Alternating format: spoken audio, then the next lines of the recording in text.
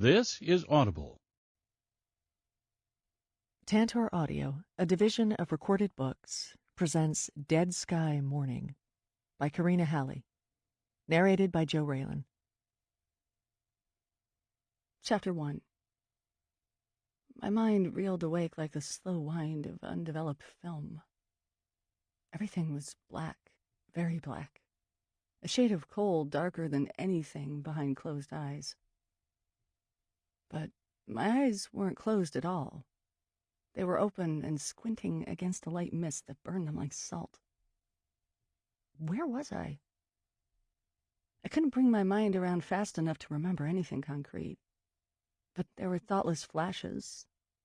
The reel in my head spun wildly, more shady images skittering past the spokes. There was a forest. I was running. I was hunted down by hounds, or humans on four legs.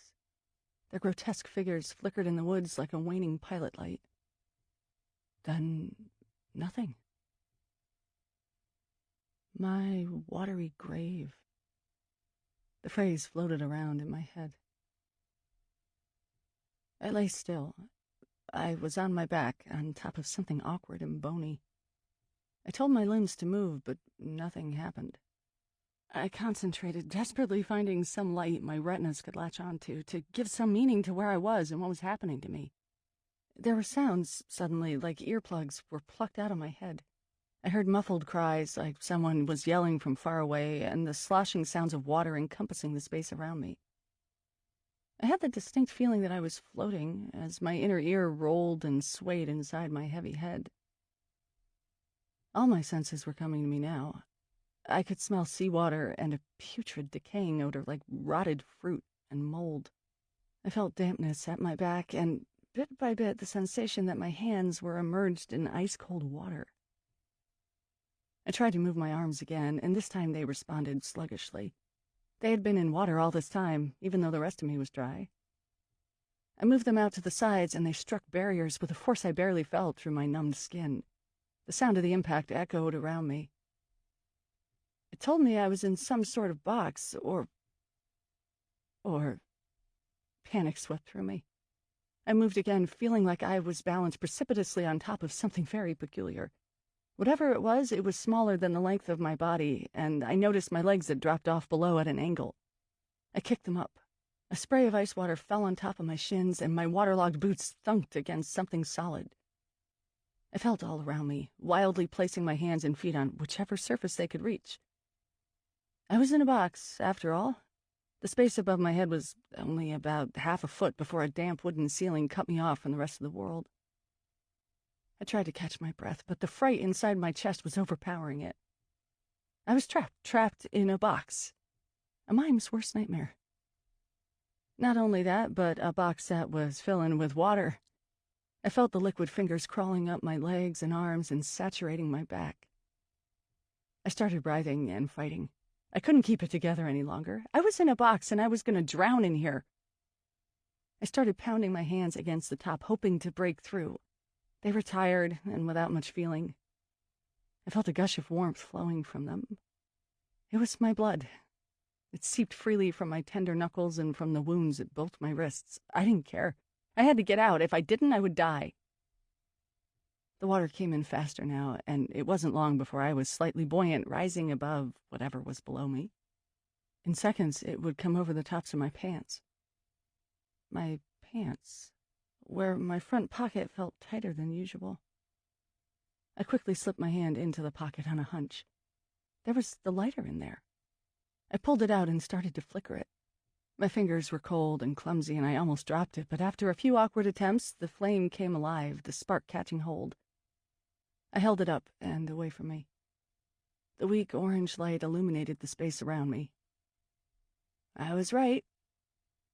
I was in a box. It wasn't just a box, though. No, it wasn't. I knew what it was. My watery grave. I swallowed hard, feeling my world jar wildly with the incoming waves. I was in a coffin, set adrift in the sea. "Your ship has come in," A man's voice echoed inside my head. Amidst all the commotion, among all the confusion over what had happened, I knew where I was and why I was here. I wished I was alone, but I knew that wasn't true either. I knew that awkward, protruding, lumpy shape beneath me spared me of that luxury. My left hand slipped into the water, gingerly feeling the bottom of the casket. Maybe the only way out was through the bottom. I was careful now to avoid what was directly beneath me. The water was up to my chest now. I was running out of time and fast. I placed my hand on the bottom and tried to stabilize one part of me while I planned to kick out with my legs, hoping that the splintery walls would give way.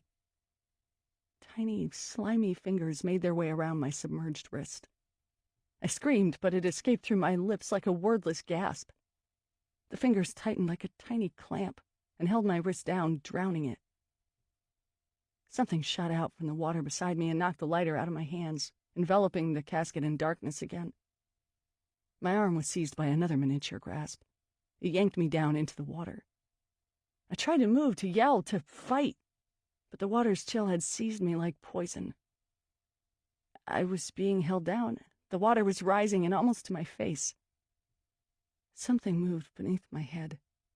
It came up close to my submerged ear. Someone whispered into it. The voice was distorted and muffled underwater, but it was unmistakable. "Mother," it cried out, cold child lips brushing my earlobe. I opened my mouth to scream again, but only found water. I took it in instead of air and let the liquid saturate the life out of me. "Mother," it said again and again, until we were floating together, and the world closed its eyes. "Excuse me," a strange voice said from behind me. I took my change from the coffee shop barista, giving her a short smile in the process, and carefully turned around to see who was talking. It sounded more like a hesitant question and not a plea to get by. A pleasant, heavy-set man in a windbreaker holding a coffee and pastry was behind me, off to the side of the line. He had that look in his squidgy eyes that said he recognized me, but for the life of me I had no idea who he was. I gave him an even shorter smile than the one I had imparted seconds earlier. I don't get picked up all that often, but it happened enough that it made me leery any time some strange man attempted to talk to me. "Uh-huh," I said, trying to be polite but still seem uninterested. His cheeks puffed up when he saw my face more clearly. He let out a little guffaw that stood out against the coffee shop's irritating music. "You're the ghost lady," he said, smiling, pointing at me with his pastry bag. I frowned. Was I the ghost lady? He took a step closer to me and jabbed the pastry in the air again, pink frosting falling off it and snowing onto the tiles below. "You're the one on the internet," he exclaimed, just a bit too loud for comfort. I looked around awkwardly, feeling strangely embarrassed at what was happening. A girl in line was looking at me, obviously not impressed, given her once-over, but no one else was paying attention. Typical hipsters. I looked back at him and smiled again, despite the burning, tight sensation on my own cheeks. "Oh, so you've seen Experiment in Terror?" I asked. "Yes, of course," he said, chuckling to himself, the jowls in his throat waving back and forth. "I just stumbled upon it a few weeks ago. I love it. It's very Blair Witch Project. You know, it's real. We all know the Blair Witch Project wasn't real, but, you know, this seems real. It is real, right?" "Yeah, it's real," I said slowly, aware that every time I admitted the show was real, it made either a believer or a disbeliever out of someone. "I could tell. I knew that was real fear in your eyes. It's Perry Palomino, right?" "That's me," I said, feeling more comfortable with the situation. He was just a fan of the show. A fan of my show. A fan of me. My first fan. "Well, I'll let you get your coffee," he said as he aimed his pastry over at the counter, where a barista was placing my latte down haphazardly, foamy milk spilling down the sides of the cup and seeping into the cardboard sleeve. "Keep up the good work." And just like that, he spun around and shuffled out of the coffee shop, munching away on his confection as he rounded the corner. I wiped off the sides of the latte with a napkin and shook my head. Not so much about the sloppy coffee presentation, but the fact that someone not only liked what I was doing, but had actually recognized me enough to stop and say hello. It was unnerving and exciting at the same time. So much had changed over the last few weeks. The trip I took down to the town of Red Fox in New Mexico had done a number on me. Having nearly died at the hands of two bitter and deranged ranchers, lovers turned skinwalkers, it really made me rethink my current situation. Mainly, did I want to be involved in hosting a shitty internet show about the supernatural when our very subject possessed the ability to not only hurt us, but kill us? I mean, despite my run-ins with old Roddy at my Uncle Al's lighthouse, the possibility of death hadn't really been in the job description. That's all I was able to think about on the flight home from Albuquerque.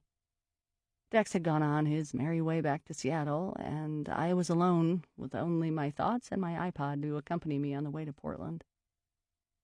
Too much had happened on that weekend, aside from the fact that we were exposed to a type of danger that most people would never be in. My beliefs in what was possible in this world, in my reality, were ripped to shreds. My partner, who I still barely knew, had become the closest person to me, in more ways than one. And the show began to resemble nothing more than a vain attempt at notoriety through the most amateur of all mediums. After all, who isn't famous on the internet these days?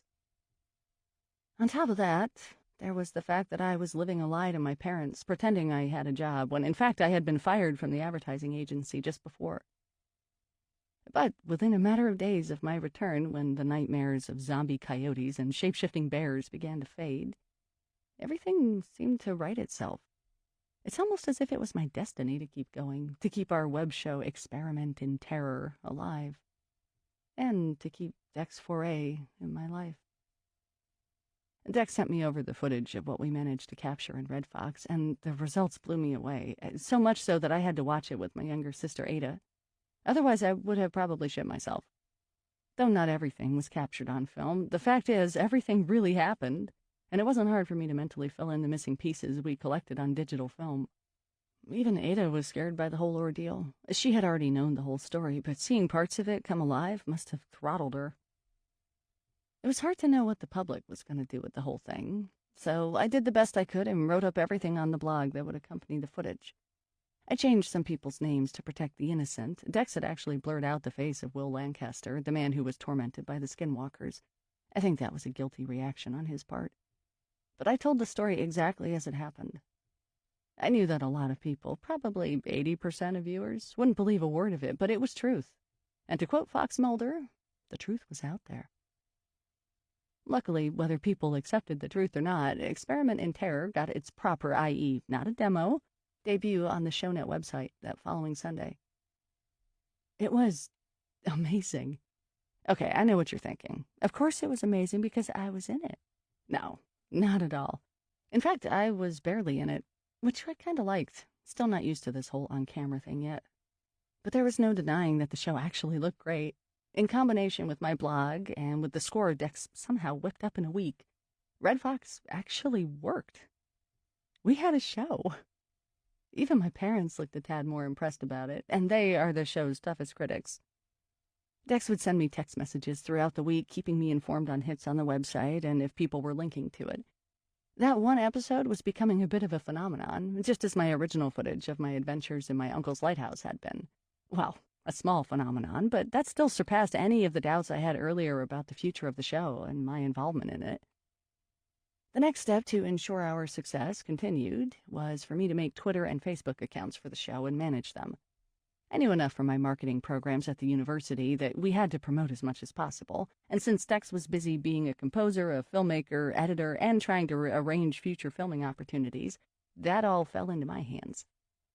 It had been a lot of fun, actually, even though all the tweeting became a bit of a crutch when I should have been applying for jobs.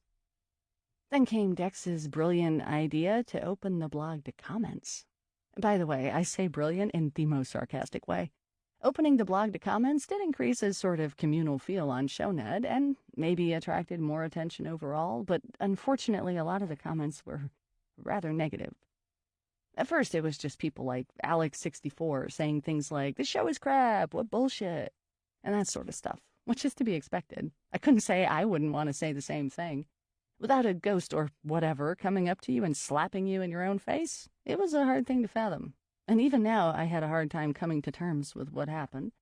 Honestly, it was easier just to pretend it was all a figment of your imagination than to accept that the world, as most people know it, is just an illusion, and predatory evil things really do lurk in the shadows. Lately, though, the comments were getting a bit personal. 2 weeks ago, Dex had come to Portland so we could do some filming. We ended up actually filming 2 different places that weekend. Portland has no shortage of haunted tales. The first place we hit up was the Benson Hotel, which always had a scary reputation. It's actually a really nice hotel, with a spiffy doorman outside and everything, and most people have a very pleasant and lovely stay. Still, there was always someone, at least once a week, complaining to management about seeing a strange lady roaming the hallways and the grand staircase, or weird sounds and noises, or random stuff going missing. A lot of staff workers acknowledged that weird things did happen, but no one seemed very bothered by it, evidenced by a local ghost walk tour that poked around every weekend. So, when we showed up at the hotel, they didn't bat an eye. They said we could roam freely in the hotel and poke around, without poking around in people's hotel rooms, of course. We didn't really see anything too out of the ordinary. I was still scared out of my wits, as usual. It didn't seem to matter if I was getting attacked by animals in the fathomless New Mexico desert, or if I'd seen a ghostly apparition in the elevator of a crowded hotel. I still got scared. But there was nothing wanting to kill us, a nice change, or anything really sending our minds packing. Just a load of things that could be, which always becomes is in my own overworked mind. And thanks to Dex's clever work and a bit of luck, we were able to convey the same thing on film. We caught a lot of weird floating orbs of light and picked up weird heat shapes on the infrared camera. Same thing happened the next day when we spent the entire night at a haunted pizza joint that used to house a brothel. Apparently the madam had been found at the bottom of the old elevator shaft with her neck broken. The verdict was murder. We often heard people walking around in the upper dining area when we knew no one was up there, and we managed to get that on film. And the basement? The basement was something else. Hot and cold spots everywhere, more weird orbs, and an incredibly creepy feeling at every turn. Even Dex, who is normally quite composed when he's filming, said he was happy to get out of there. We had aimed to film something every weekend, but as our series was just getting off the ground and I had to keep up the illusion that I was still working for most of the week, that wasn't feasible. Luckily, filming both the hotel and the pizza parlor on one weekend allowed us to get 2 episodes out of it. I'm getting a bit off track. Anyway, the hotel episode, The Benson, just aired, and to as much applause as the Red Fox episode did. Unfortunately, that also meant the comments were coming in as well. And this time they were meaner, more personal, as I said. Someone anonymous, aren't they always, had started attacking me and the way I looked. Saying I was too fat to be on camera, that I was ugly, that I looked stupid and sounded stupid. You get the idea. The worst part of it all was that I believed it. This anonymous coward was just reinstating everything I felt about myself already. I had always felt like I was too heavy to be on camera. I always felt ugly, and I knew for sure I sounded stupid. I knew I should just shrug it all off. I know that the internet is a terrible place that attracts terrible people who wouldn't have the balls to say anything if they had to put a face to their name. But it was getting harder each day. Yeah, some people said some nice things in defense of me. I wasn't fat, I had a pretty face, I sounded knowledgeable. But it was only the negative things I believed. I wanted to tell Dex that perhaps we should switch off the comment section or run it with a moderator, but I couldn't figure out how to bring it up without sounding totally insecure. Although I had been in daily texting contact with Dex, and sometimes it wasn't even work-related, I wasn't in that place where I could just tell him how I felt. Back in New Mexico, after spending almost every waking and sleeping, but just sleeping, moment with him, I had felt so connected to him. I know it makes me sound like some blathering girl, but I honestly felt like he and I were on the same page. We were finally communicating. But since we got back, I only saw him for that weekend in Portland. Because it was my hometown, I just stayed at home, and he got a cheap motel by the airport. I saw him when we did our filmmaking, and there were a few times I thought maybe something was going to happen. What, I don't know. But then he would go back to his motel, and I would go back to my parents' house. All the intimacy I had felt in Red Fox was gone. And the contact we had now was just in text messages and emails. I can't lie and pretend that I didn't get kind of giddy and stupidly smiley every time a message from him came in, even if it said something as simple as "liked what you wrote" or "I hate the new Muse album." But that was the extent of our relationship at the moment. It was like the kiss never happened. Yeah, the kiss. It weighed on my mind. It's what my thoughts turned to whenever they drifted away for a few seconds. It's the feelings that were stirred up when the wind on the street caught my face just right, or when a certain song came on shuffle. Dex had kissed me, as we were perched up in a swaying pine tree, as we were certain we would meet our deaths below. It seemed appropriate at the time. I thought I was gonna die, and I know he did too. But it couldn't have been just that, could it? Couldn't it have meant more? Couldn't it have been something he had always wanted to do? I know it was something more to me. I'd been wanting to lay my lips on him ever since we first met. There was Jennifer, though, Dex's mega-babe girlfriend. The tiny, pathetic voice in my head, the one that so hopelessly wished that maybe they'd be through after our trip, was stifled. They hadn't broken up. The kiss meant nothing in the end. Dex was back with Jen and back to his zany self. Well, sorta. He had been off his medication in New Mexico accidentally, and though he had a few rough patches, he was sort of normal, for lack of a better word, by the time we had parted ways. Yet when I saw him again, he seemed off, bored in a way. The playful banter we had shared was subdued, and the bright, zealous light that sparked from his eyes had dimmed. He was obviously back on his medication again, or perhaps some new one, but whatever illness it was keeping at bay, it was also keeping the real Dex at bay as well. I didn't think it was a fair trade-off. Yeah, Dex was manic and often behaved like a wind-up toy, but that was who he was. The last night in Red Fox, I had told him I hoped he would always feel alive. I think my words fell on deaf ears. But I was probably overthinking and overanalyzing everything, as I always did. I wouldn't be surprised if I thought he'd changed just because of the circumstances. I mean, they had changed. I think I just had to accept that our relationship was going to change each time we were together. We were partners, we kept in touch, and when we were together, we were at the mercy of something else.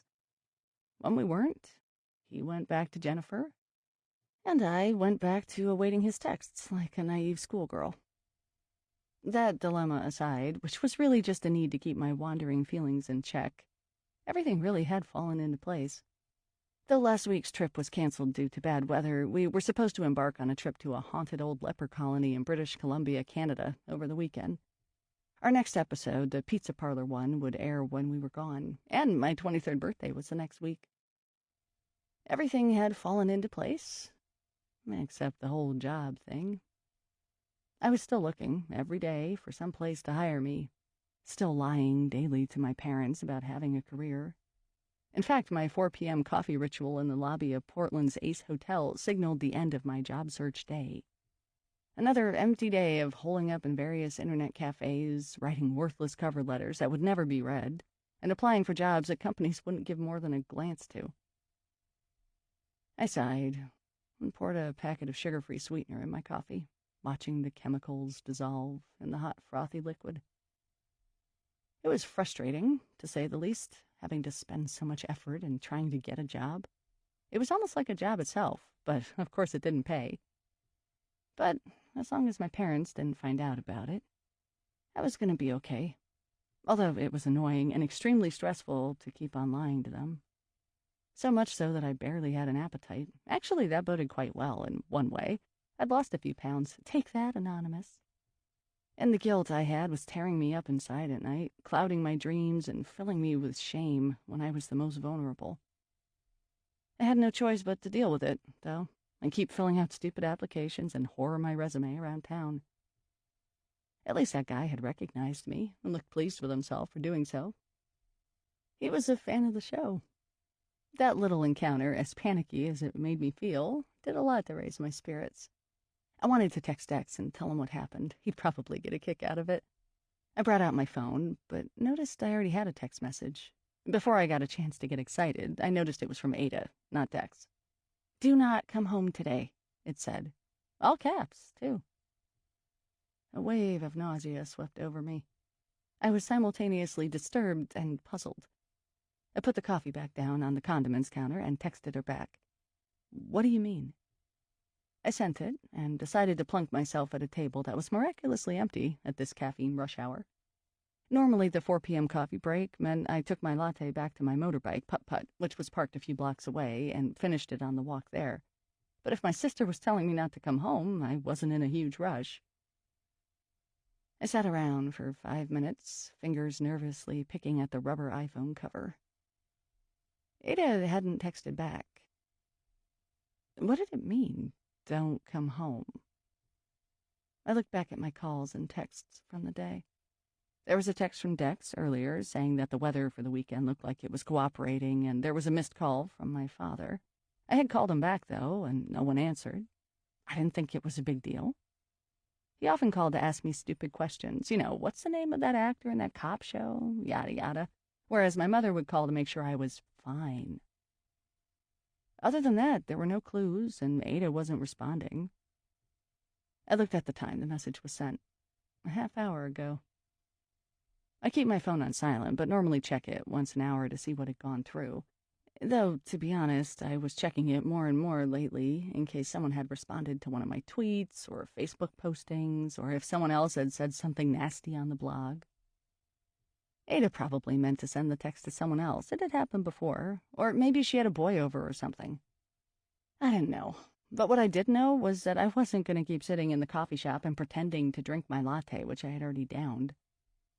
I shrugged off the uneasy feeling, tossed the coffee in the trash, and stepped out into the street. It was a mild pre-winter Wednesday in early November, less than a week before my birthday. I hated thinking about it.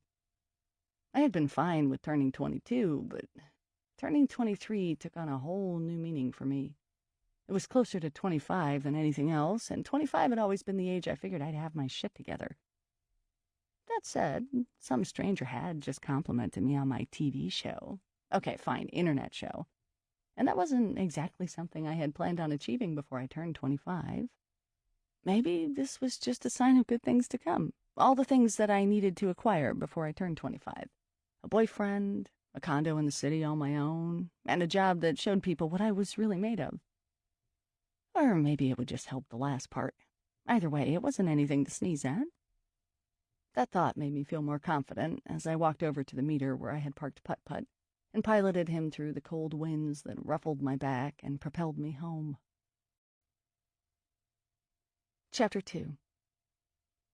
I pulled Putt-Putt into my parents' driveway, amazed at how dark it was already. The clocks had gone back last week, and I still hadn't adjusted to the perpetual gloominess. I hated knowing it would be a long time before the sun was bright and the days were long. I eyed the house warily. The lights were on. The warm contrast against the darkness would have normally made me feel all cozy inside, but it made me feel strangely anxious instead, like the house was alive and waiting for me. I wasn't sure what that meant, but I knew I probably had to trust my instincts. They were right most of the time. I walked over to the front door, slowly fishing out my key. I paused on the bottom step. A strange wave of energy radiated toward me from the closed door. My anxious feeling intensified. I looked around me, wondering what it could be.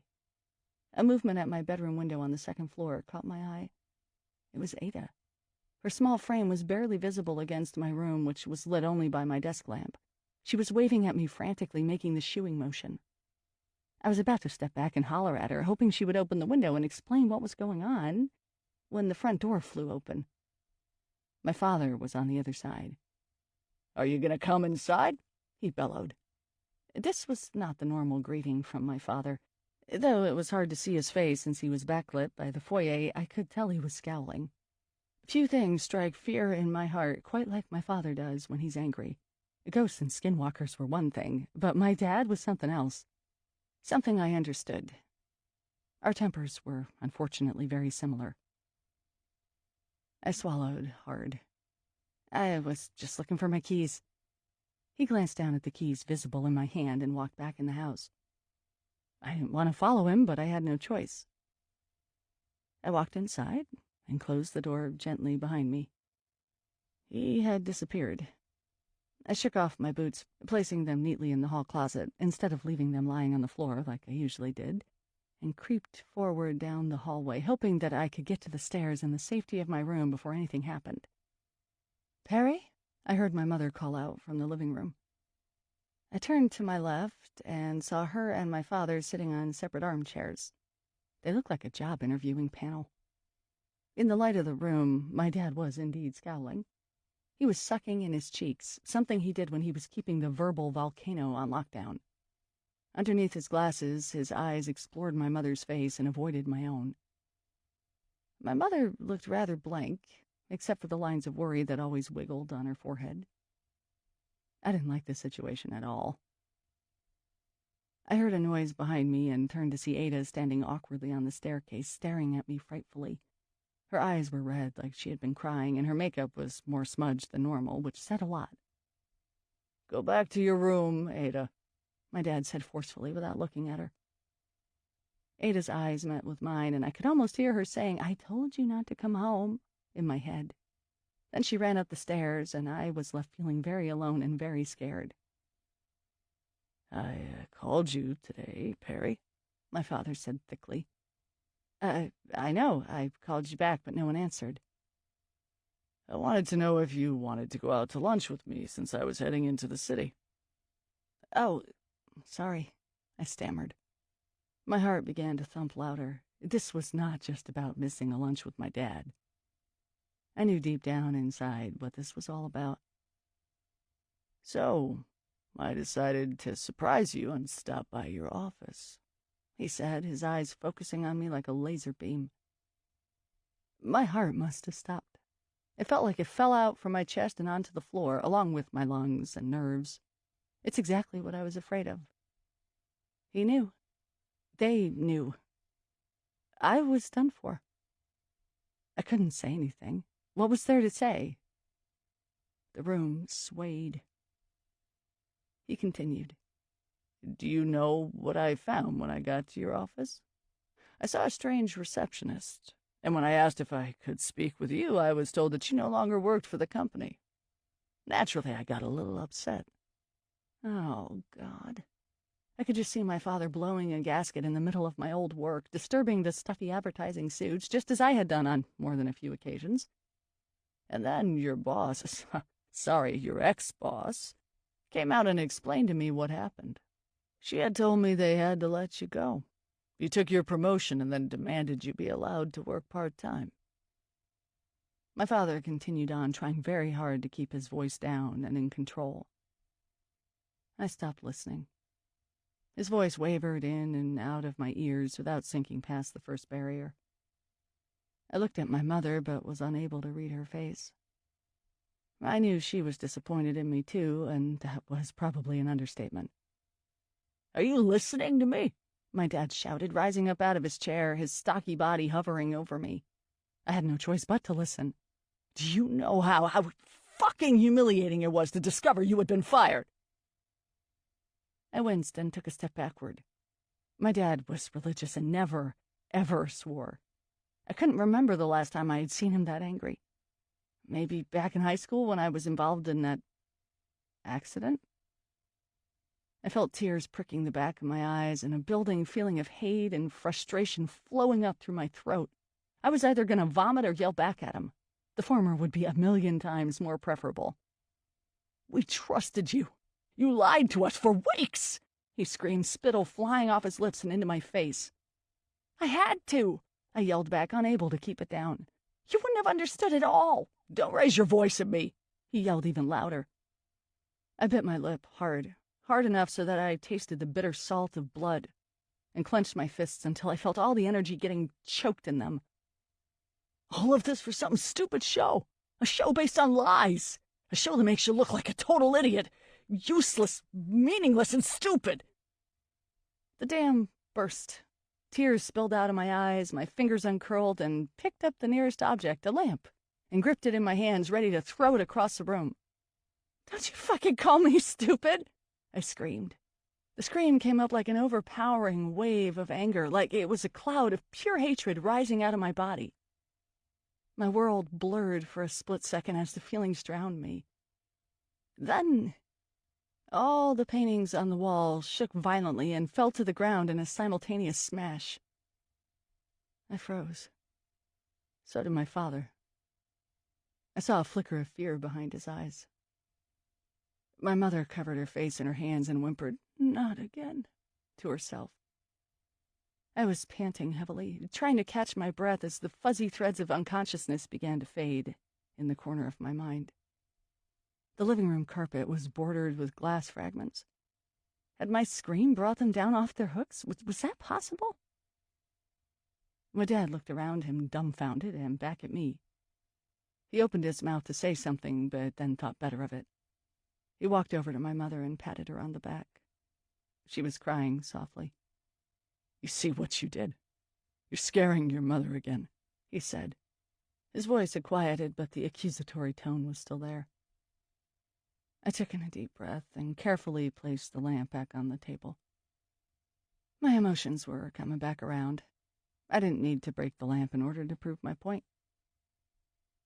"I'm sorry," I said feebly. "I should have told you I got fired, but I didn't want you to know. I was afraid you'd make me quit the show." "Damn right you're going to quit the show," my dad said. The urge to explode was rising again. I eyed the lamp. "Perry, please don't start this," my mom whispered through her hands. I paused. She looked up at me, her eyes pleading, not from concern, but from fright. She was afraid of me. I wanted to ask what she meant by this, but I didn't. That seemed like a path I didn't need to go down at the moment. "I'm not quitting," I managed to squeak out. There was no way that was happening. It wasn't an option. They should have known that. "Perry," my father warned. No, I am not quitting. This job is all I have." The panic in my voice was unmistakable. He laughed. It was bitter, angry. "It's not a job. I have a job, Perry." "It pays. I am making money. I signed a contract to be employed by ShowNet, so it is a job." I was losing my patience and afraid I was losing the war. "I am not discussing this with you further. As long as you live in this house, you will not be doing that show." "Oh, yeah? Well, try and stop me," I said, crossing my arms, surprised at my own stubbornness and nerve. He looked surprised, too. He sat back down in his armchair with a heavy sigh and pinched the bridge of his nose. My mother spoke up gently. "Perry, we're more concerned with the fact that you lied to us. I didn't think you would lie like that anymore." I said I was sorry, I mumbled, but kept my stance. "And I am sorry. I feel terrible about it. I haven't been able to sleep, I haven't been able to eat, and I'm not lazing around doing nothing. I'm out every day looking for jobs. It's just hard. No one is hiring." "That wouldn't be a problem if you hadn't messed everything up," Dad said. "You had a chance for a great career, and you threw it away. I mean, you actually had it in your hands, Perry. We were so proud of you. Why did you have to ruin it? Why do you have to make problems for yourself? You need to just grow up." The tears were coming again. Not from anger or frustration, but because I truly did feel terrible. I hated lying to them, and even more than that, I hated the fact that they thought less of me. The tears spilled down my cheeks, but I tried to hold it together. "I'm so sorry," I said again, feeling utterly, destructively helpless. "Just go, Perry. Your mother and I have a lot to talk about," my father said, turning his attention away from me. It was like he couldn't even look in my direction anymore. I sniffled, wiping my tears on my coat jacket, and took off up the stairs, my vision blurring. I almost tripped on the last step, but suddenly Ada was beside me and had me by the arm. We didn't say anything to each other. She just took me down the hall to her room and led me inside. I stumbled through my tears and flopped onto her bed. I spent a few minutes heaving into the down comforter, my sobs choking my breath. Ada patted me on the back, and I was thankful for the rare affection from my little sister. "Parents just don't understand," I said into the blanket, my voice muffled. What? She asked. I rolled over and gave her a weak smile. Will Smith was on to something. She still looked puzzled at my old-school rap reference. Whatever. I'm sorry they found out. Did they figure out you knew? She nodded. No wonder it looked like she had been crying. They laid into her for lying for me, for trying to save my ass. I felt very guilty for bringing her into my mess, for having to cover up my lies. I told her that. That's okay, she said, licking her finger and wiping away her mascara smudges on her cheeks. They were mad, though. Dad said some pretty mean stuff. I bet Mom wasn't an angel either, I scoffed. She tilted her head. Actually, Mom was standing up for you. I sat up a bit straighter. Really? My mom and I weren't exactly close. We never had been. That feeling that I had earlier, that she was afraid of me, it didn't exactly come from nowhere. I always felt my mom treated me with kid gloves, more for her own concern than mine. Yeah, she thought maybe this would lead you to something better down the road. The show, not the whole fake job thing. She even told Dad it wasn't that big of a deal if you didn't have a job at the moment since you were living at home anyway. That didn't sound like my mom at all.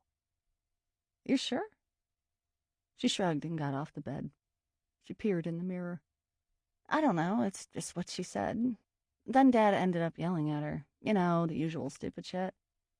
And I ran away while I could. And that's why I told your stupid ass not to come home. Well, would it have killed you to text a little more information? I thought, but didn't say anything. She had done enough for me already. She glanced at me. So, what are you gonna do now? What are you gonna say to Dex? Dex. Oh, shit.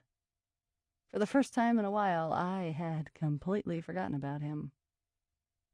You gonna call him? She came over to the bed and sat beside me. I can't deal with that now, I said, though I knew I would have to tell him something.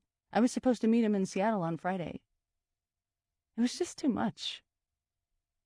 My head began to spin wildly, and I fell back into the covers, closing my eyes, wanting to shut everything out. Want me to text him? She asked. I sighed. Could you? She reached into my coat pocket and pulled my phone out. There's only one Dex in your contacts, right? I nodded. Okay, well, what do you want me to write? Sorry, dude, I have to bail forever. She trailed off dramatically. Oh, give it to me, I said impatiently and snatched it from her hands. If I had to think about what to say, I might as well write it myself. I typed the first thing that came to my head. Bad news. My parents are forbidding me to do the show. I'm so sorry. I'll try and talk them out of it, but no promises. I am so sorry. I hesitated before pressing send. It felt like a cop-out, but I did press it and threw the phone away from me. I covered my eyes with my hands. Ugh. I waited a few seconds before I nervously eyed it. It was on silent, after all. Ada followed my gaze and peered at the phone. Nothing yet, she said. She looked back at me. What are you more upset about, losing the show or losing Dex? The question startled me. It was oddly accurate. Who are you, my shrink now? Well, since the old shrink quit, She started with a smirk. Shut up, I cut her off. Hey, she smacked my leg. You owe me, stupid head. I know. I just wanted to avoid the question. Finally, I said, it's both. That was the truth. I was terrified of losing the show because it's all I had going for me. It's what kept me going, kept my confidence, kept a strange sense of importance and destiny in my soul. It's like I was meant to do this, do something, after years of searching blindly for anything that made me feel I was as good enough as anyone else, or hell, even better. And I didn't want to let it go. And Dex. I couldn't let Dex go. It was no secret I was in love with him, no matter how hard I tried to push my feelings down or rationalize it in some logical way. I just loved the guy. I know I didn't know him that well, but I loved what I did know. And what I didn't know drove me crazy, like some book that you can't stop reading, just to see how it ends, just to see if your hunches were right.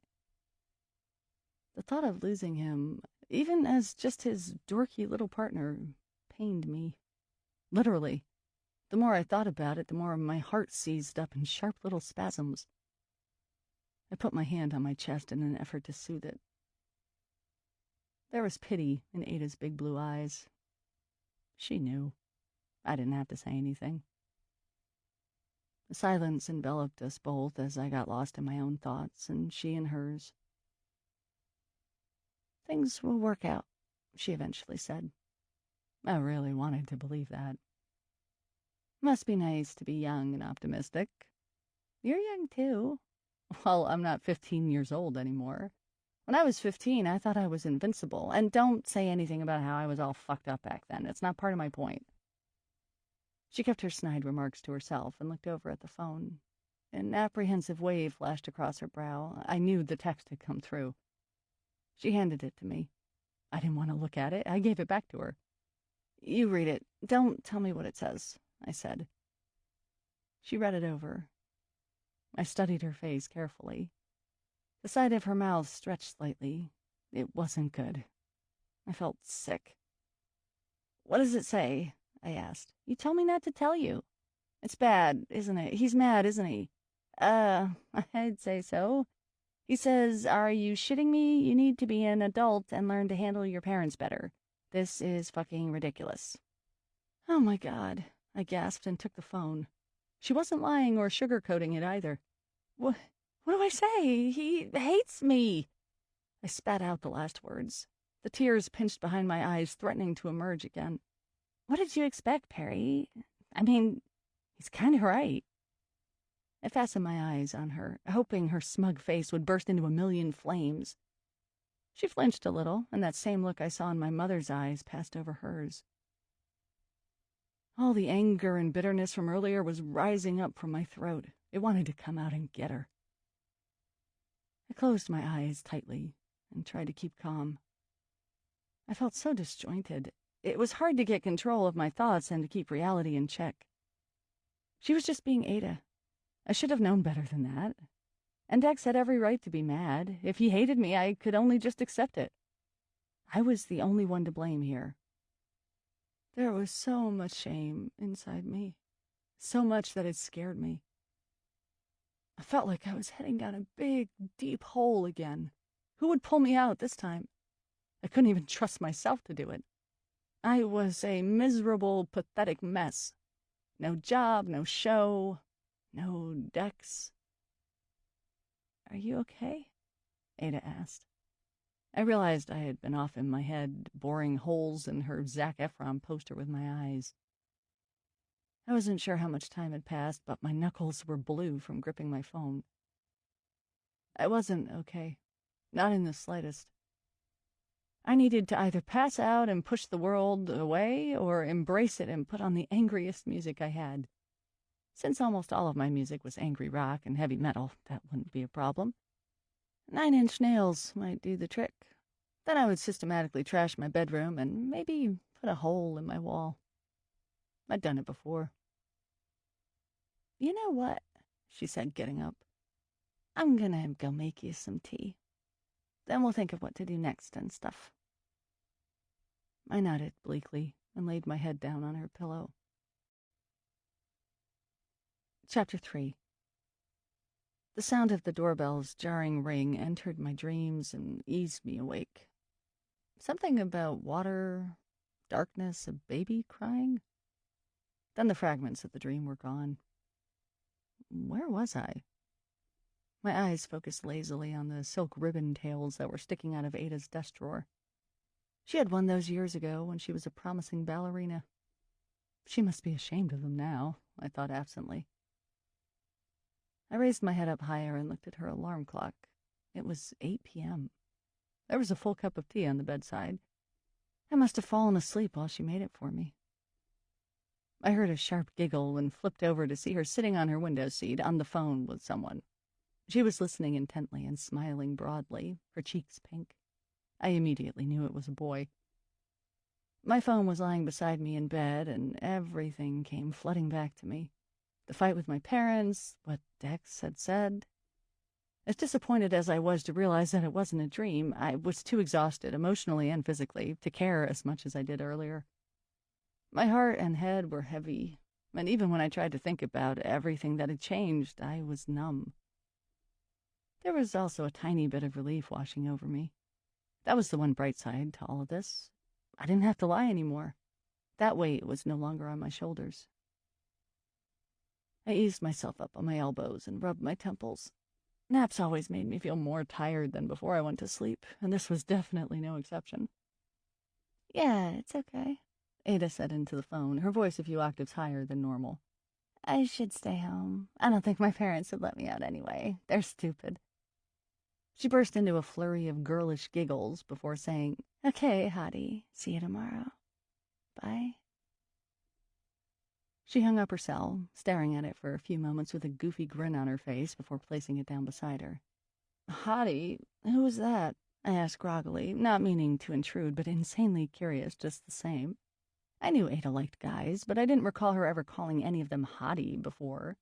I fully expected her to tell me to mind my own business, but instead she rushed over to me and held out her pinky finger. "Pinky swear you won't tell Mom or Dad?" I took her pinky in my own and promised. For once, Ada looked and sounded like someone I could relate to. "Okay." She grinned and went over to her designer bag and started rifling through it. She pulled out a high school yearbook photo. You know, the terrible ones you gotta hand out to your friends and sign the back of. Not that many people ever wanted mine, with my double chin and blue hair and all. I took it and looked it over. The cute, albeit older, face of a buzz-cut boy stared back at me. He looked like a jock, with nary a spark of intelligence behind his dull eyes. "That's Leighton. He's my boyfriend."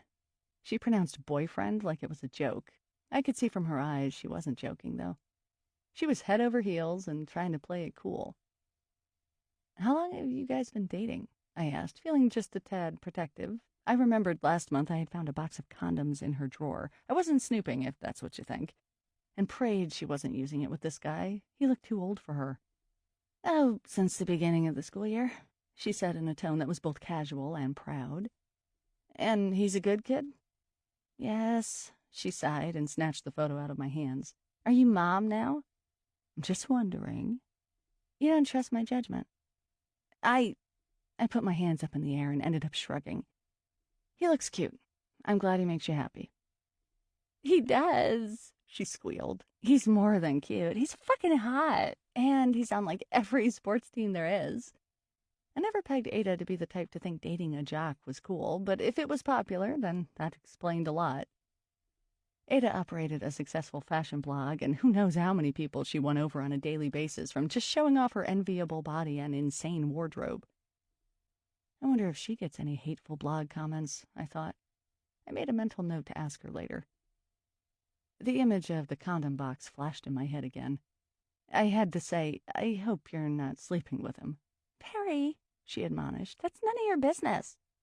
"Maybe not, and I don't want it to be. I just want you to be careful. Things can turn ugly really fast, and if you're not careful—" Fuzzy, angry memories drifted into my head. I waved them away. "I am careful." "So you are having sex!" I exclaimed.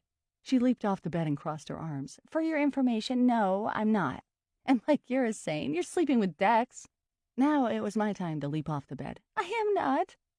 The accusation was ludicrous, though immensely appealing. She raised her penciled brow at me. "Right," she said slowly. "You just spend all this time with this hot, older guy, you know, being chased by ghosts or whatever, and jetting all over the place. Sure you're not fucking him." My jaw dropped. It all sounded so vulgar coming from her mouth. Suddenly I felt ashamed that I had those feelings to begin with. And why did she use air quotes around hot? "First of all, Missy," I said, sticking up my fingers and ticking them off, "I'm 23, 22, whatever, I'm 22, which means I'm old enough to be able to handle having sex with someone. Second of all, Dex has a girlfriend. Third of all, Dex is my partner. Yes, we spend a lot of time together, but it's on a purely professional level." More images flitted into my head while I was saying that. The way he sometimes looked at me, like he was searching deep inside my skull to discover how I was really feeling. The times I found myself being comforted in his arms, the way I had fallen asleep with my head on his bare chest, hearing his heartbeat lull me to sleep, the way his lips felt on my mouth, the jolt of electricity that made dying almost seem like a fair trade-off. Yeah, well, you obviously want to sleep with him, and it's only a matter of time, she said, stuffing the photo back into her purse like it was a secret document. My ears pricked up at that comment, but I brushed it away. I doubt it, Ada. It won't happen. I hope you're right, she said as she walked over to the side table and picked up the cold mug of tea. Do you want me to make you more tea since this went to waste? Sure, and what do you mean you hope I'm right? I'm sure you can figure it out, she said overconfidently and walked out of the room.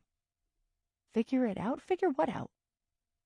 I hopped off of her bed and followed her into the hallway like a curious cat. She had stopped halfway down the staircase and was just standing there, staring into the living room just as she had done earlier when I was fighting with my parents. A horrible feeling swept across me. What was she looking at? Were my parents both dead in the living room? I didn't even let my mind dwell on that morbid thought. I walked down the stairs to join her and heard my dad's voice boom, "Just know I don't like this one bit," letting me know that they weren't dead, after all. I stopped beside my sister and followed her gaze. My dad and Mom were sitting in their armchairs. It was like they hadn't moved at all. The glass fragments and paintings were still on the floor. They weren't alone. On the couch across from them was a man. It took a few seconds to realize that I knew who the man was. I knew his slouchy position as he leaned forward on his cargo pants, his gray hoodie, his floppy, messy dark hair. My nerves were on fire, gluing me to the spot. I wanted to look at Ada to see if she could see what I was seeing, but I couldn't look away. I closed my eyes tightly, thinking it was some fucked up illusion. It wouldn't have been the first time. When I opened them, the room had gone quiet, and my parents were looking up at me. Dex slowly turned his head in my direction, and our eyes met. Those eyes of his were unmistakable. Dex was in my living room, talking with my parents. What the fuck? I was speechless and thoughtless. I could only stand there staring. I'm pretty sure my mouth was agape, too. "Perry, seems you have a visitor," my mother said. I barely heard her. My eyes were still locked with Dex's. They were masked and offered no clues to what was going on, but the tiniest twitch of his upper lip said enough. Out of the corner of my eye, I became aware that Ada was watching me closely. Everyone was waiting for me to say something. So I said the first thing that came to my mind. "Dex, what are you doing here?" He pursed his lips and let it slide. He casually looked at my dad, who had stood up. "Dex came all the way over here from Seattle to talk business. Your business," Dad said in that command respect sort of way. It was the professor in him coming out. I finally looked at Ada. Her eyes were wide, but she seemed to be enjoying the whole situation. Dex was looking at us. He got up, easing himself off the couch, and sauntered over to the staircase, eyeing Ada with a bemused smirk. "This must be little 15. "The name's Ada," she said in her angsty teen voice, the amusement disappearing from her face. "You must be Perry's crazy partner. You're a lot shorter than I thought you'd be." I closed my eyes in embarrassment, while Dex said, "I can already tell you guys are related. The Snarky sisters." I opened my eyes at that, just in time to see Ada muster the evilest stink eye as she flounced down the stairs and went into the kitchen. I looked back down at Dex. "Sorry to just show up unannounced. Can we talk?" he asked in that rich voice of his. I glanced over his head at my parents. They seemed to expect it. I don't know what they had been talking about, but it was obvious Dex needed to bring me up to speed in private. I nodded and looked up the stairs. My bedroom seemed like the most obvious place. I could almost feel Ada snickering in the kitchen at how absurd and fitting the situation had gotten in the last few minutes, from talking about how I hadn't slept with Dex to leading him to my bedroom. It was insanity. I walked up them with Dex coming up behind me. I felt shaky, nervous, and pale. I wasn't prepared for this. I could almost feel the energy he radiated glowing at my back. Then vanity kicked in. Was my bedroom clean? Did I have underwear flung all over the place? I must have looked like absolute shit from crying my eyes out. I opened my door. The desk lamp was already on, but that light was a bit too romantic, so I flipped on the overhead lights and ushered Dex inside. He stopped in the middle of the room and looked around, taking it all in. I closed the door behind us and did a quick scan to make sure nothing was out of the ordinary. It was messy, as usual, but my underwear and embarrassing items were tucked away for once. Well, I guess the row of stuffed animals I had could be counted as embarrassing. At least they were when he laughed and lazed over to them, picking up my tattered monkey, Tim. He waved it in my direction. How old is this poor guy? His fucking eyes hanging out. He flicked it with his finger and waved it back and forth like a pendulum. I gasped and ran over, plucking Tim out of his destructive hands. That's Tim, and I've had him since I was 2 years old. I held Tim to my chest in protective instinct. Dex stared at me with utter amusement. So, I have stuffed animals. So what? I asked defensively. I thought my Alice in Chains and Melvin's posters made up for that fact. He smiled, shrugged. I put Tim back down in the pile with the rest of his friends. So? I asked, turning around to face him, feeling all nervy again. He was looking over my walls. So what? He repeated blankly. I reached over and smacked him lightly on his shoulder so his focus was on me. Dex, what are you doing here? He frowned. You're not happy to see me? My head craned back on my neck, caught off guard. Well, yeah, but, I mean... It's okay, I won't hold it against you, unless you want me to. I raised my brow.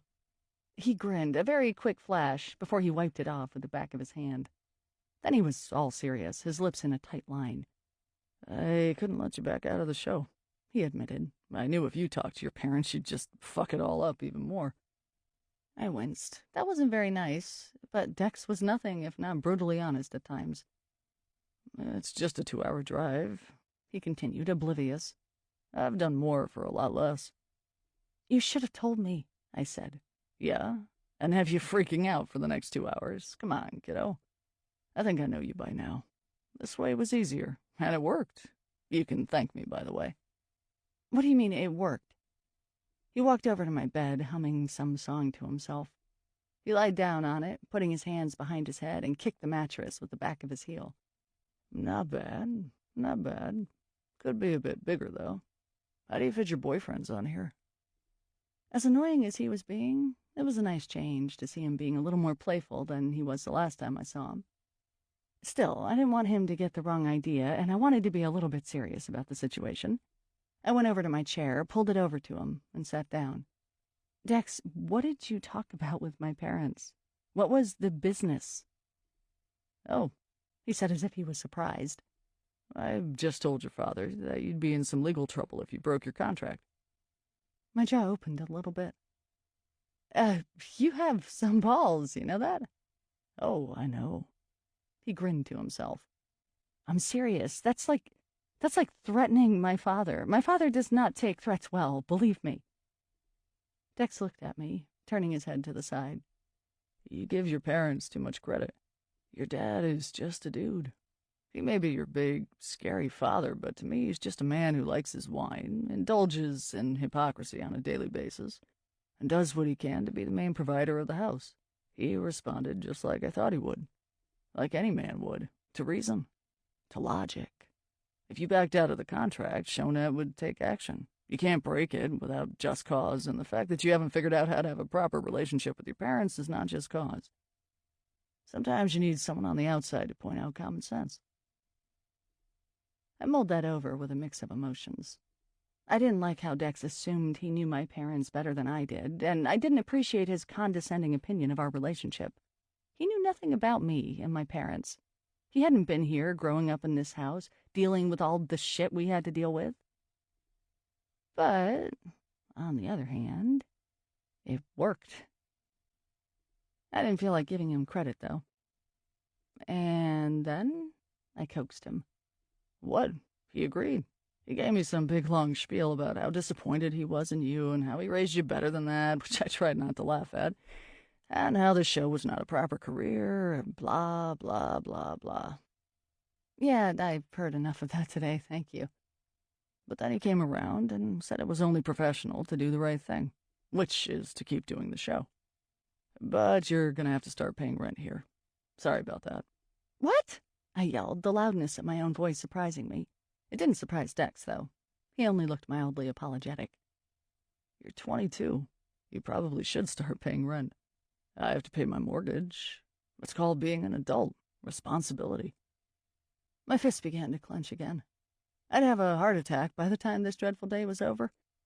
Thanks for the lecture, Dex. I turn 23 next week. He chuckled. That's not helping your case. I sighed angrily and walked over to my dresser. I spotted a vial of this herbal remedy you sprayed in your mouth every time you were upset or about to have a panic attack. It was probably all a placebo effect, but that didn't matter if it worked, did it? It was almost empty. I sprayed it into my mouth as Dex got off the bed and sauntered over to me, curiosity flickering in his eyes. Breath freshener? He asked, taking it from my hands and reading the label over. He looked disbelieving and gave it back to me. You've had quite the day, haven't you? How can you tell? I muttered sarcastically. It's written all over your face, he said, pointing at my eyes. Those bags belong in cargo hold. I gave him my most withering look. Did you come here to make things better or make things worse? I aimed the spray into my mouth, but the nozzle was turned the other way. I ended up squirting Dex right in the face. He winced hard, grunted, and turned away. I swear it was an accident, but it was a perfect one. I burst into giggles. He wiped his watering eyes and stepped backward. I guess I deserve that, he said, blinking rapidly at me. What's in this, pure alcohol? No wonder it calms you down. He came forward again and rested his hand on my shoulder. I felt that warm current flowing between us. Look, kiddo, I've saved your ass, he grimaced, wiping away a tear. It's a pretty big ass. The smile came easily to his lips, his eyes red but dancing. We both know how I feel about your ass. Ah, yes. He had grabbed it while we were slow dancing at the bar in Red Fox. It was the first time anyone had complimented my bubble butt. Well, anyone of importance, that is. And just like that, I was starting to get inappropriate thoughts, images, and feelings in my head, swimming around in a heady circle. And the reality that he was in my bedroom, standing close to me, his hand on my shoulder, wasn't helping matters either. I became aware that I hadn't said anything, and the silence was getting awkward. I cleared my throat. I'm thankful you saved my ass. I really am. He squeezed my shoulder. I stared up at his face, his strong jaw and expressively wide mouth flanked by his barely there stash, his low, dark brow that sheltered those all-knowing eyes that shine like polished coffee, the way his black hair flopped lazily across his handsome forehead. Wow, thoughts like that weren't helping the awkwardness either. He's your partner, you idiot, I told myself. I broke my study of him and focused on the rescue spray in my hands. So, we're still on for this weekend? With his hand still on my shoulder, he said, How about right now?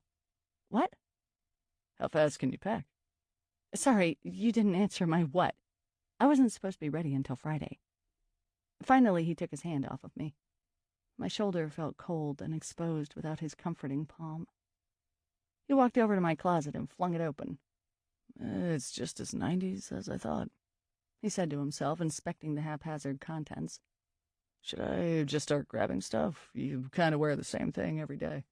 Let's see, we need leggings, a band t-shirt, and skirt. Maybe jeans? I marched over to him and shut my closet door, facing him with my arms held against it like I was guarding some secret passage. Seriously, where could we possibly be going tonight? Also, I wear my band shirts to sleep. I've seen you wear them at other times. Weren't you wearing a Kings of Leon shirt last week? Dex, I said through gritted teeth. I hated KOL with a passion. And also, he was pissing me off with his avoidance. He yawned. Don't tell me he was bored. Here's the plan. I drove all the way down here to fix things. Now it makes perfect sense that you come up with me tonight to Vancouver, BC, Canada, not the fake Vancouver across the river. Are you kidding me? I said. It's like 9 o'clock at night. Okay, maybe we won't make it as far as Vancouver, but anyway, we'll get as far as we can. We have a hockey game to attend. What? I rubbed my temples again. None of this was making any sense. You said last time that it would be great if we actually hung out in a normal setting and got to know each other as people, instead of running around with ghosts and scaring our panties off each other. It's true, I did say that. Not the panties part, but I did mention offhand, by the way, that it would be nice if we could just hang out like normal people did, like friends. But I didn't see where this was going. He read the confusion on my face. It wasn't hard. There's the Canucks hockey game against the Rangers tomorrow night. I got us tickets.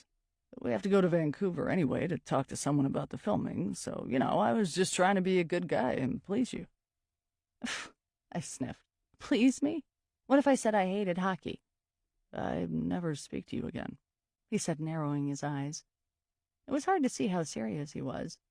He hadn't really mentioned hockey before, at least not when I was listening. But he also took the weirdest things very seriously. Is it true? No. I didn't have anything against the sport. I just didn't know anything about hockey. Understandable, since we had no NHL teams in Oregon, just the minor league Portland Winterhawks. Good, he said, still watching me carefully. Then we can still be friends. So we leave tonight, go to the island on Friday? Correctamundo. Then we come back on Sunday, just in time for your birthday on Monday. You know when my birthday is? I was sort of touched by that. It was sad that I was so easily impressed. He tapped his head. More observant than you think. Now, without any more jerking off from you, I suggest you get packing as fast as you can. I'll help. Wear your bras and underwear. I rolled my eyes, pulled out my overnight bag, and started cramming crap in there. I don't think I've ever packed so fast in my life. I obviously needed to get out of that house more than I knew. With Dex at my side, it also kept any exchanges with my parents at a polite distance. My dad even helped us rummage through the garage to help me find my sleeping bag. Staying on the island did not involve staying in any fancy cabins. We would be camping the entire time. Yeah, in November, in Canada. Fun times. I could tell my parents were having a hard time coming to terms with the situation. They were still mad at my lies, disappointed in my choices, but at the same time they understood where Dex was coming from. As much as they hated the idea that I had involved another person in my problem, they had no choice but to accept it. And having Dex there, an accomplished, sorta, and mature, again, sorta, man there probably helped. And Ada... Well, I knew how Ada felt about the whole thing. Just as we were coming out of the garage, she yanked me aside. "You're totally gonna sleep with him now," she hissed roughly in my ear. I ignored her. There was no way I was gonna get caught in that argument again, not with the subject slinking around in front of me. Luckily, we made it out of the house in record time and were soon cruising through the darkness on the I-5 heading north. Dex's Black Highlander was packed with everything from filmmaking equipment to a tent and camping gear. Dex is one of those people who prefers to blast the music loudly and keep chit-chat down to a minimum. This trip was no exception. I found a strange comfort in our shared silence now, just hearing the music and the sound of his toothpick as it flitted against his teeth. When we first met, I was so nervous being alone with him, I just needed to blab about anything to fill the air. I felt just a teeny bit proud that I knew Dex enough now that if we needed to talk, he'd be the one bringing it up. Which is what happened an hour into our journey. I was in the midst of checking my emails on my phone when I felt him give me a curious look. It sounds stupid, but you can always tell when Dex is looking at you. At least I could, even from miles away. Something about those eyes. "So, I've seen you've got your fair share of haters on the blog already," he said. "Good job." I sighed loudly. I had wanted to talk about this for so long. "You're telling me," I said, giving him a pained and drawn-out look. He seemed to think on that for a moment. A hint of gentleness graced his expression. "Well, that's the nature of the internet," he mused matter-of-factly. "If you didn't have haters, then I'd worry." "Yeah, but they are really mean," I pointed out. "The internet is full of meanies. Their opinion doesn't matter. Yes, it does, I thought. He picked up on that. Okay, it shouldn't matter. Maybe we should close down the comments section. It reflects badly on the show, doesn't it? He chuckled to himself and shook his head. No can do, kiddo. Don't underestimate the power of creating a community on the web. By having a place for people to voice their opinion, no matter how fucked it is, it attracts more people to the site. The more people to the site, the more people to watch the show. The more people to watch the show, the more ads we get. The more ads we get, the more pay I get, and eventually you. It's a numbers game. You just have to buck up and ignore the haters. Everyone gets them, from the smallest blogs to the biggest websites. Besides, he said, slapping me on the leg, I think it'll be good for you. Toughen you up a bit. I'm already tough enough, I muttered. If you were that tough, this wouldn't be bothering you. It should be water right off your back. My eyes automatically narrowed into two little slits. He took his eyes off the road and smiled when he saw them. Not the response I was going for. Does that look supposed to scare me? He asked, his lips twitching in amusement. I wanted to explode on him, just start shooting the salvos and bring up a lot of crap about my past, so he had an actual idea what it was like to be me.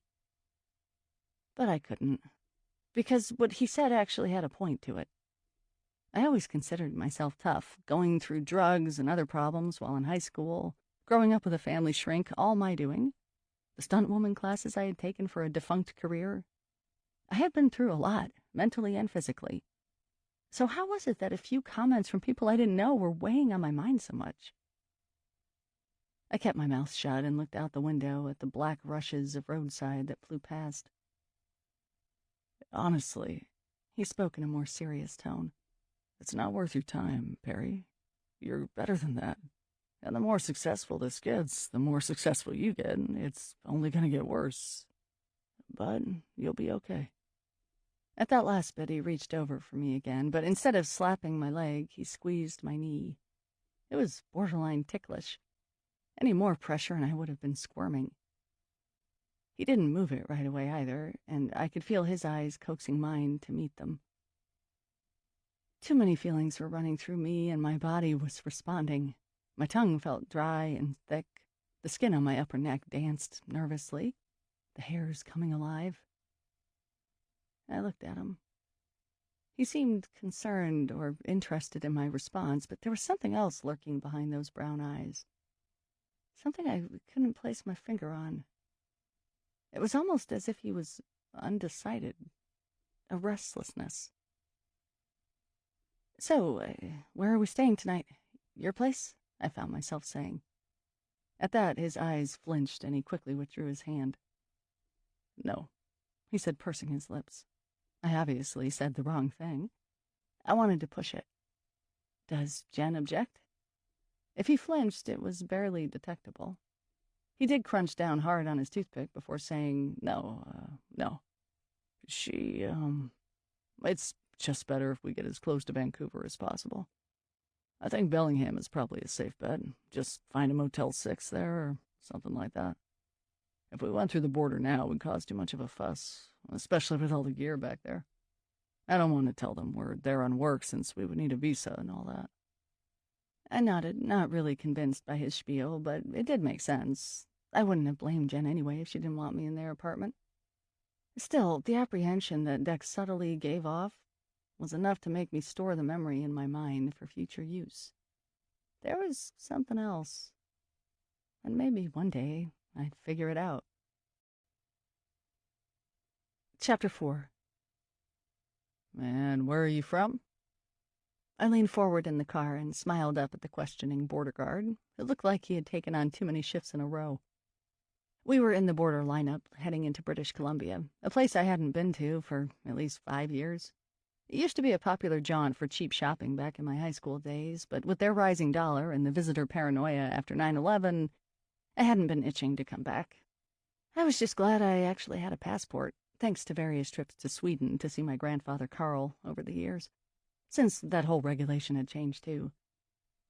I understood why they were being thorough, but it didn't stop me from feeling extremely guilty. And yeah, Dex and I were actually fudging the truth a teeny bit. I'm from Portland, Oregon, I said as confidently as possible. Even that felt like a lie. He peered at us suspiciously, doing a once-over of the SUV with his eyes. "How do you know each other?" he asked. "We're a couple," Dex said smoothly, flashing him his Joker grin. The guard did not find it as knee-shaking as I did.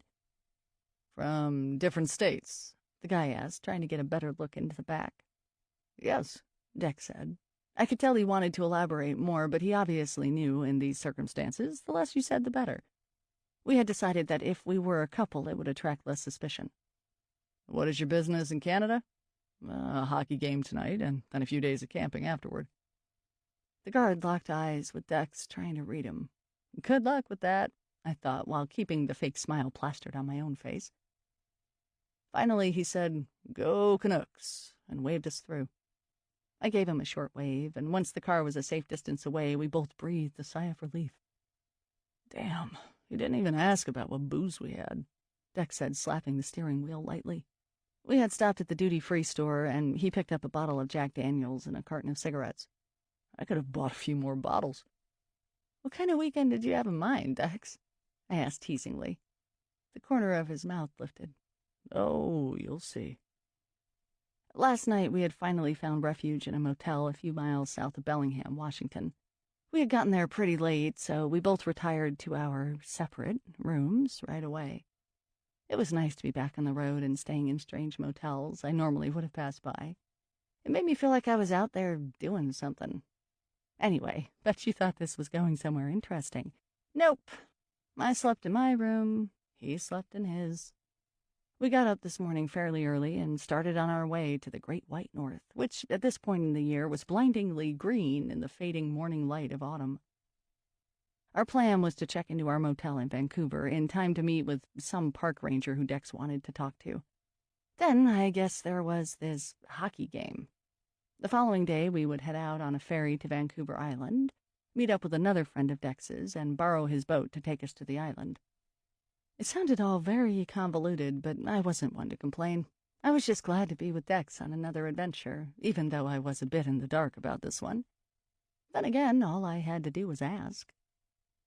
"So," I said, while watching the farmlands and bloated creeks roll past, "what exactly is at this island we are going to? I thought you'd have a stack of books already for my homework." "I was hoping I would, but what little has been written about this island can only be found at the Vancouver Public Library, and fuck if I have a library card. That's why we're meeting with Bill." Ranger Bill, I mused. "Yeah. Hopefully he can bring us up to speed." "So you're saying that you, Declan 4A, isn't even all that sure of what we are investigating?" I asked mockingly. "The island was a leper colony for many years at the turn of the century. A lot of men died there, Chinese mostly. That's enough for now." "What is your middle name, by the way?" I asked. "Why?" "So when I use your name when I'm angry, I can throw it in there." He glanced at me and smirked.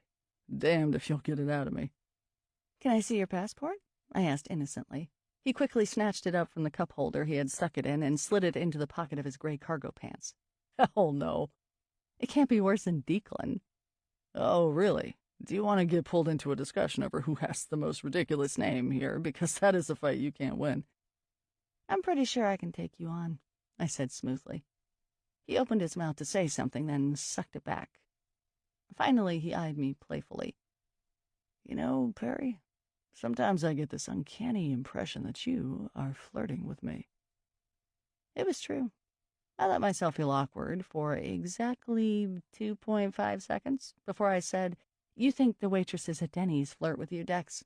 That was also true, and I didn't blame them. "Because they do," he finally said. "Who can resist this handsome mug?" He stroked his broad jaw, and I tried my hardest not to nod along. "Complete with rapist facial hair," I added. "Touché," he said. "Tomorrow can we make fun of you? I mean, if it won't make you cry and hole up in the bathroom for hours." "Ha," was my reply. I turned my attention to the landscape. Despite it being November, it almost looked as fresh as a summer's day. Some of the trees still had leaves on them. Probably helped that, like all of the Pacific Northwest, it did nothing but rain up here. Yet on this gorgeous, clear day, rain was the furthest thing from my mind. Dex flipped White Zombie's Astro Creep 3000 on the MP3 player, and by the time the album was over, we were crossing a bridge and heading into Vancouver, the city rising around us like a kingdom of tall glass buildings, clear water, and snow-capped peaks. We ended up staying at a Best Western right on the entertainment strip of Granville Street. For once, it wasn't a motel, but Dex justified the cost since we were only staying one night, and we had a whole weekend of backwoods camping to do. It wasn't even that nice of a hotel, but I was pretty excited nonetheless. We quickly got settled in our rooms and headed out the door. Dex had been on the phone with the ranger and wanted us to meet him at a coffee shop on the corner of Stanley Park. Dex had been to the city a lot more than I, so we opted to get there by taking the scenic route, the seawall that took us along False Creek before it opened up into English Bay. It was a gorgeous day in the city. People were jogging past us and next to nothing, ignoring the temperature, which wasn't cold, but it wasn't exactly balmy either. Families pushing strollers made up the other half of the population on the seawall. At one point, it seemed like Dex was going to overthrow a stroller in order to get past their ignorant monopoly of the path. "No patience for the wee ones?" I asked as we scuttled past the offenders before they came after us with the baby launchers. "No patience for their parents." He scowled and kept walking at a fast pace. My fat little legs strained to keep up with him, and the sun was overheating my yellow pea coat. When we got a safe distance in front of the stroller mob, he stuck his hands in his black jacket pockets and shot me a curious look. "Like you'd have any patience for the wee ones either," he said. I couldn't disagree with him. The idea of babies and children always made me feel uncomfortable. It wasn't that I didn't want them for myself. I knew I would, someday. But that I was uneasy with them. They weren't like animals, and they weren't like little, short, fat people. They were like another species altogether, and one that I didn't understand at all. And they didn't seem to understand me either. "I don't have patience for a lot of things," I said. "You and Jen are not planning on having kids anytime soon, I take it?" I said it as a joke, not as an actual personal question. I mean, we weren't that close. But Dex didn't seem to take it that way. If I hadn't been watching his handsome mug as closely as I was, I probably would have missed the whole thing. But I had been watching him, as I always did, and I saw the flicker of horror snake across his brow and burrow beneath his eyes. In a moment it was gone, but it had been there. It was a mixture of fear, disgust, and shame, and it matched the terror I had seen on his face many times before. Only those times he was actually in a life-or-death situation. I wasn't surprised when he changed the subject. "I think I could live here," he noted. He was staring out at the sparkling bay as we hurried along on the wall. I had to agree. The way the weak sun hit the water was hypnotic and spread out in front of us like a wavering sugar dusting of snow. The sky was cloudless and cheery, bouncing off the mixture of high-rises that bloomed to our right. "Sure, if you don't mind being Canadian," I said. "With our economy these days, no, I wouldn't mind." "You'd probably have to marry a Canadian first." He grunted as we narrowly squeaked past another stroller army. "Too bad you're American." I let out a shy laugh. Why did he have to say things like that? We shuffled along in silence, his attention turned to the beauty around us. My attention was locked inside of me, where my confused emotions turned and churned like the waves that lapped to the side of us. I hated feeling like this. I hated how easily my feelings got involved in every single thing he did or said. I always thought maybe it intensified when we were apart, like a celebrity you'd pine after from afar. But it only grew when we were together. Sometimes it felt like looking at his face and just accepting the way things were between us was the hardest thing in the world. "You okay?" he asked as we rounded a corner where a large Inukshuk stood stoically over an expanse of beach.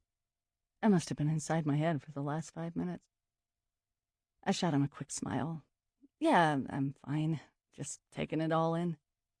I gestured at the gorgeous landscape for emphasis. I could tell he wasn't satisfied with that answer, but for once he just let it go. Maybe we were both hiding things. It wasn't long before we came to a Starbucks on the corner of two busy streets. "What does Bill look like?" I whispered to him as we walked inside. The shop was pretty much packed to the doors. The scent of coffee and sugar assaulted my nose. "No idea," Dex said and walked forward. Maybe he could sniff him out. He walked straight over to where a middle-aged, bearded dude was sitting, engrossed in a newspaper and sipping a tall coffee. We stopped in front of him. "Are you Bill Ferguson?" Dex asked. The man looked up, surprised. Maybe he did sniff him out after all. "Yes. Are you Dex? Sorry, I wasn't expecting you for another 10 minutes," he said as he glanced at his heavy-duty watch. "I walk fast." Dex smiled, all cheese and elbow grease. I waited anxiously for my introduction, but there was none to be had. "Oh, okay," Bill said quickly, folding up his newspaper and getting out of his chair. "It's pretty crowded in here. Did you want to take this out to the beach? It's a lovely day, and I could bust some litterers while I'm at it." "Just out there?" Dex nodded at the seawall we had just walked along. Bill nodded. Dex turned to me. "Do you mind getting me a venti dark roast, black? We'll be right out there somewhere." Before I had a chance to object, Dex and Bill turned and headed out of the Starbucks. What the hell was that? First, there was no formal introduction, and now Dex was ordering me to get his coffee? What was I, his gopher? He didn't even give me money. I stood there for a beat, watching them wait outside at the intersection. It was almost like Dex needed to explain who I was in private, or had to discuss something else in private. I hated being clueless about something I had a part in, especially this time since I was making it my mission to appear more professional. No way was I giving those anonymous internet idiots another excuse to poke fun at me. I sighed and ordered Dex's gigantic coffee as well as a skim latte for myself and went out to the beach. It took me a minute to spot them. There were an awful lot of people walking about, considering it was midday during a work week. But maybe they were all unemployed like I was. I eventually found them sitting on a long and sturdy piece of dried-up driftwood. Even with Dex's back to me, I recognized him anywhere. I slogged across the beach, kicking up the sand, until I was standing right in front of them, catching them in the middle of some conversation. Dex held out his hand for the coffee, but I kept it at my side.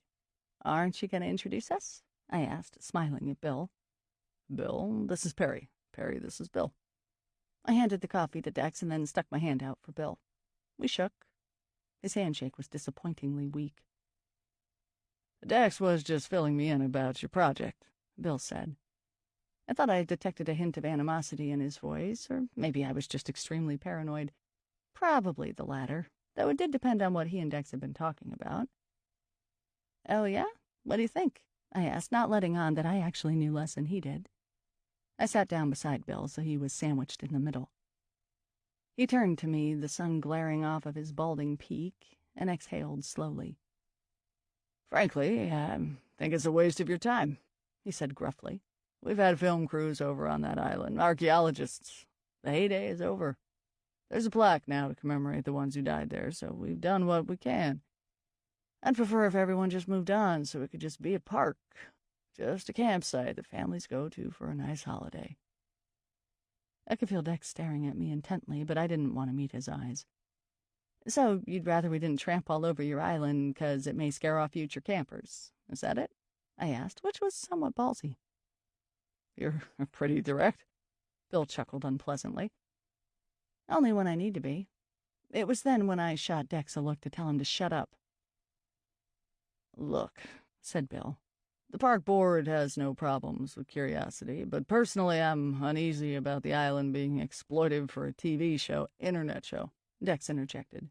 "That's even worse," Bill continued. "Internet show. You two aren't from here.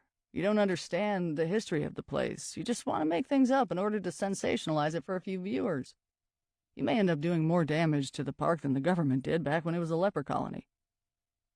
"That seems a bit unfair," I said. "We work history into our show. We don't ignore it. We plan to show it as it is. I mean, hell, I think a haunted island would draw more visitors to it, don't you think?" "No," said Bill. "And Darcy Island doesn't need more visitors. It's fine the way it is. People go there to escape the crowds on other islands, and 9 times out of 10, nothing spooky or mysterious goes down. I'd like to keep it that way." "When was the last time you were on the island?" I asked. 5 years ago, he answered. "So why all the concern if you have nothing to do with the place? You're, what, working in the city parks now?" "I have my reasons," he said grumpily, pulling his coat in closer around him as if he was suddenly cold. "But you're not stopping us," Dex prodded. Bill stared straight out at the water. watching the waves as if he was under their spell. "No," he said finally. "I'm not stopping you. Only because I don't think you'll find what you're looking for." Even I didn't know what we were looking for, but I nodded as if I understood. "How are you getting to the island?" he asked Dex. "I'm borrowing a friend's sailboat out of Victoria," he said. I raised my brows at him, which he ignored. Sailboat? Since when did Dex know how to sail? What did it matter? When did Dex know half the things he seemed to know? "I hope your friend knows where you are going and will give you the proper coordinates and instructions when approaching the island." Such as? I asked, just in case Dex's friend, whoever he was, wasn't so educated. "Campsite is on the southeast side of the island, but you're going to want to anchor off the northwest side and take your dinghy ashore. There's some good anchoring spots near the lighthouse where the mud is a bit grabbier." Lighthouse? "Not again." I exchanged a quick look with Dex. "You're not going to write this down?" Bill asked him suspiciously. "I have a good memory," Dex said, tapping the side of his noggin. "Anchor off the northwest, son. It's only a short walk through the forest to the campsite. But if I were you, I'd think about staying on the boat the entire time. That island can play tricks on you." "What kind of tricks?" I shot in guiltily. "Tricks, like birdsong suddenly appearing or disappearing, or feisty raccoons. The bigger problem is that you'll be constantly worried about your boat swaying free of its anchor hold in the middle of the night. The west side is the best, but at this time of year, your boat is never completely safe in those riptides. There's a reason why that island was chosen to house the people no one wanted. It was impossible for them to escape."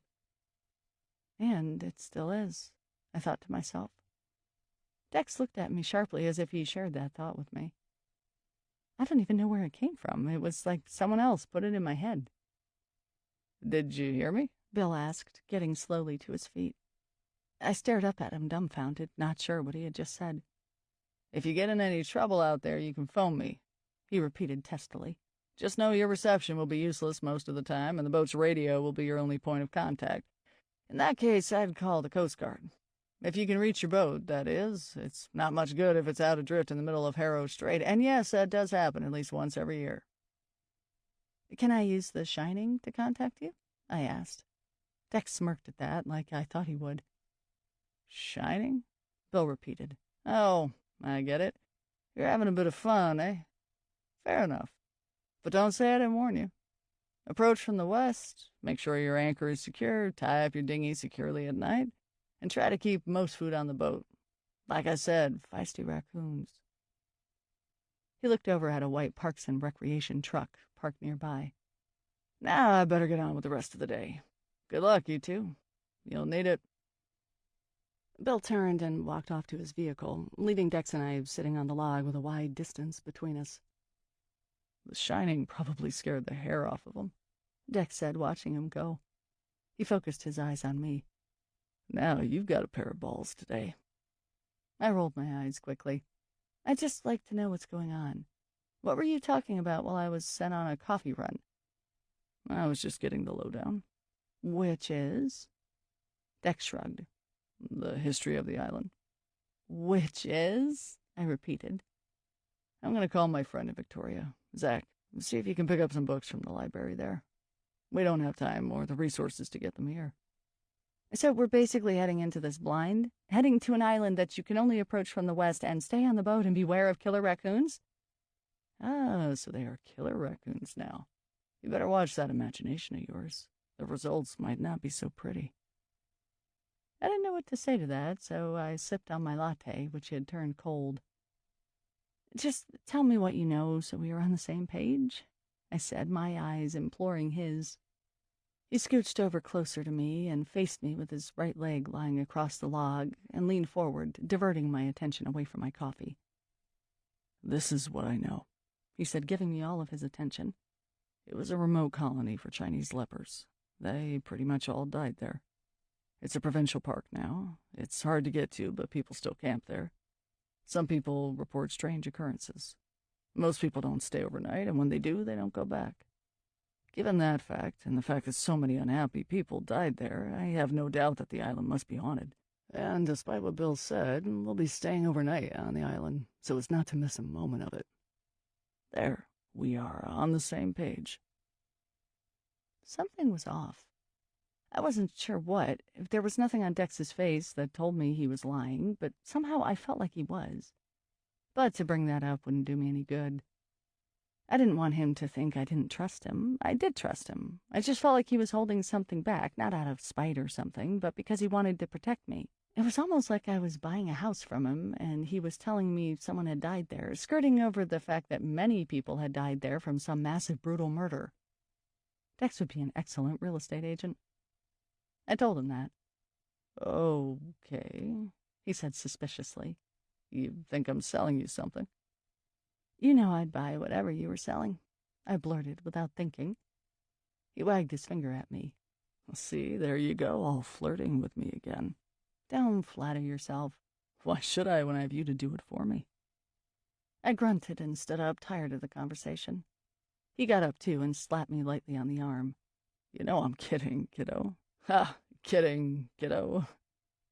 Let's go get this hockey game underway. I feel like punching someone. I started walking towards the seawall and the way back to the hotel, ready to take on the strollers and spastic joggers. See, you're getting into the spirit already. That just warms my heart. He grinned at me before polishing off his giant cup of coffee and tossing it in the trash. Had he littered on the ground, it probably would have caused Bill to come running out from behind a log, ready to slap a hefty fine on us. I knew that man really didn't want us going anywhere near his island, and I couldn't say I disagreed either. Chapter 5. After the meeting with Ranger Bill on the beach, we went back to our hotel, and I promptly passed out on my bed. The late night, the travels, and the change of location did a number on my mind. Like usual, I had a bizarre dream that I couldn't quite remember as soon as I woke. Normally, I was so good at remembering the details, but lately I just couldn't. Though perhaps that was a good thing. Some nightmares were best left forgotten. The game was at 7 p.m., so I was putting the finishing touches of my makeup on and listening to the band Mini Mansions on my iPhone speaker when there was a knock at my door. It was Dex, who walked in wearing a ratty black and yellow Canucks jersey and holding a new, smaller blue one in his hands. I asked, pointing at it. You listening to ELO? He asked, peering at my phone. No, what is this? Oh, I went for a walk. Thought you should wear this. He pushed the jersey into my hands. It was my size, and not as hideously ugly as the one he was wearing, but still confusion. You bought me a Canucks jersey? I asked. I don't even know if I like the team, or any team for that matter, or the game. You will, and you're welcome. I thought you were a Rangers fan. You grew up in New York, didn't you? I was. Now I'm not, and I did, but I'm not in New York anymore. Either way, it's going to be an exciting game, and I would be honored if you would slip that jersey over your pretty little head and wear it tonight. I wondered if you ever tried to dress Jen up, too, and drag her out to games. But there was no way I was bringing that up. I was getting the distinct impression that Jen was a touchy subject this weekend, though I wasn't sure why. Maybe they had a fight or something. I can't say that didn't tickle the back of my head in a delightful way. So I decided to be a good sport, be the anti-Jen, if you will, and put on the jersey. I was only wearing a thin long-sleeve shirt at the moment anyway. I walked over to the mirror and peered at myself. I didn't look half bad. It was a bit tight around the boobs. Dex somehow had underestimated them, but it flowed loosely everywhere else. Really brings out your eyes, Dex said, standing behind me, meeting my gaze in the mirror's reflection. It was almost romantic. Then he said, They aren't as angry as usual. I mustered up the best glare I could, hoping it might shatter the glass in the mirror. Yeah, that's the look, he remarked with a nod. I tugged the jersey down further and walked over to my phone and switched off the music. Then I had to quickly check my emails to see what was being said on the blogosphere. He followed me over to the bed and snatched the phone out of my hands. What are you doing? I cried out. I hope you realize that I didn't pay extra for the wireless here, and if you're using roaming on your phone, it's going to be retardedly expensive. I just need to check something, I explained, making a grab for it. He held it high above his head, which was too far for me to reach. I was only 5'2", after all. What are you checking? None of your business. I think it is. If you're checking those blog comments, it's only going to bring down your whole weekend. We're here now, and there's nothing you can do about them. Haters gonna hate. I hated that saying. I have to promote on Twitter, I stammered. That was the truth. I've seen your Twitter. You got haters on there, too. That wasn't true. On Twitter, I was amassing a range of followers who genuinely seemed interested in me and the show. Twitter had become something of an addiction for me. I probably checked it at least once an hour, which probably was racking up a huge bill while I was in another country. I have to text my sister. I'll text her for you, he said and brought the phone up to his face. I almost agreed to that until I remembered the last text Ada had sent me about an hour ago. It said, "Are you guys humping like bunnies yet?" Horror filled me with a jolt, and I lunged for the phone while "No!" escaped from my mouth. I nearly knocked Dex backwards. He looked pretty shocked at my outburst and quickly tossed the phone back at me. Okay, no need to go apeshit here. Save that for the game. I quickly stuffed the phone into my jean pocket for added security. Just promise that you'll use your phone for texting and to stay in touch with your family. Why do you care? I asked, grabbing my purse and coat. I just do, was his answer. I could tell he wanted to say more, but he kept his mouth shut this time, for whatever reason. Soon we were out on the streets and heading towards the game. It was a bit darker here than it was in Portland, and people were out and about, milling on the streets, a mix of early bird party brats, homeless people, and all-around weirdos. It reminded me a lot of home. The hockey games were housed at a large arena downtown, and judging by the number of people in blue jerseys as we got closer, it was the place to be tonight. Without knowing much about the game or the team, I could see that hockey fever in this town was a very contagious and highly flamboyant disease. By the time we reached the steps that led us up into the building, I couldn't help but feel as excited as everyone else seemed to be. We made our way up to the level where our seats were. I got a few random high fives from overzealous drunk boys, and Dex immediately made a beeline for the concession stand, where he was hell-bent on getting us beers. "As long as you're buying," I said, eyeing the prices. $8 for a beer seemed like highway robbery, but I figured it was all part of the experience. And since he was paying, I wasn't arguing. Dex and I never really got drunk around each other, so it was nice to actually just be real people and have a fun Friday night, instead of worrying about ghosts showing up to spoil the show. Dex handed me my beers. Yeah, we got 2 each, stocking up, and walked up through the entrance until we were overlooking the arena. He said he had gotten the tickets from his boss, Jimmy Kwan. Or should I say our boss, Jimmy Kwan? I'd only met Jimmy the one time when Dex was trying to sell him on the show, and I hated him immediately, thanks to his terribly rude personality. He pretty much called me fat and ugly and laughed me out of the office. Well, I might be exaggerating, but it was enough to reduce me to tears. But Jimmy also had a million connections, and apparently hockey tickets were one of those perks. I probably shouldn't complain too much about the guy who was paying my meager hourly wage, but hey. The seats were in the nosebleed section of the arena, but luckily, from the way the place was laid out, it seemed even the cheap seats got a pretty awesome view of the hockey rink. The seats were also on the aisle, which meant we didn't have to squeeze past the fans with our overflowing cups of beer in hand. The tension and excitement in the air was thick and kinetic. The arena smelled like a mixture of ice, chemically cheesed nachos, and stale beer. The people around us were shit-talking the Rangers, which took precedence over the terrible anthem music blaring from the speakers. "Good thing you're not a Rangers fan tonight," I told Dex as he flipped through the game leaflet some kids at the door were handing out. He shook his head and placed a leaflet in my free hand. "You should probably read up on this, get to know the roster." He jabbed it with his finger. I eyed it briefly. "Are you sure you weren't a teacher in another life?" He laughed at that. It was nice to see it reach his eyes. "We would all be doomed." I shrugged. "We pretty much already are." "Kiddo, I'm afraid you're the only person who actually listens to me," he said, peeling the lid off of his beer cup. I knew that wasn't true.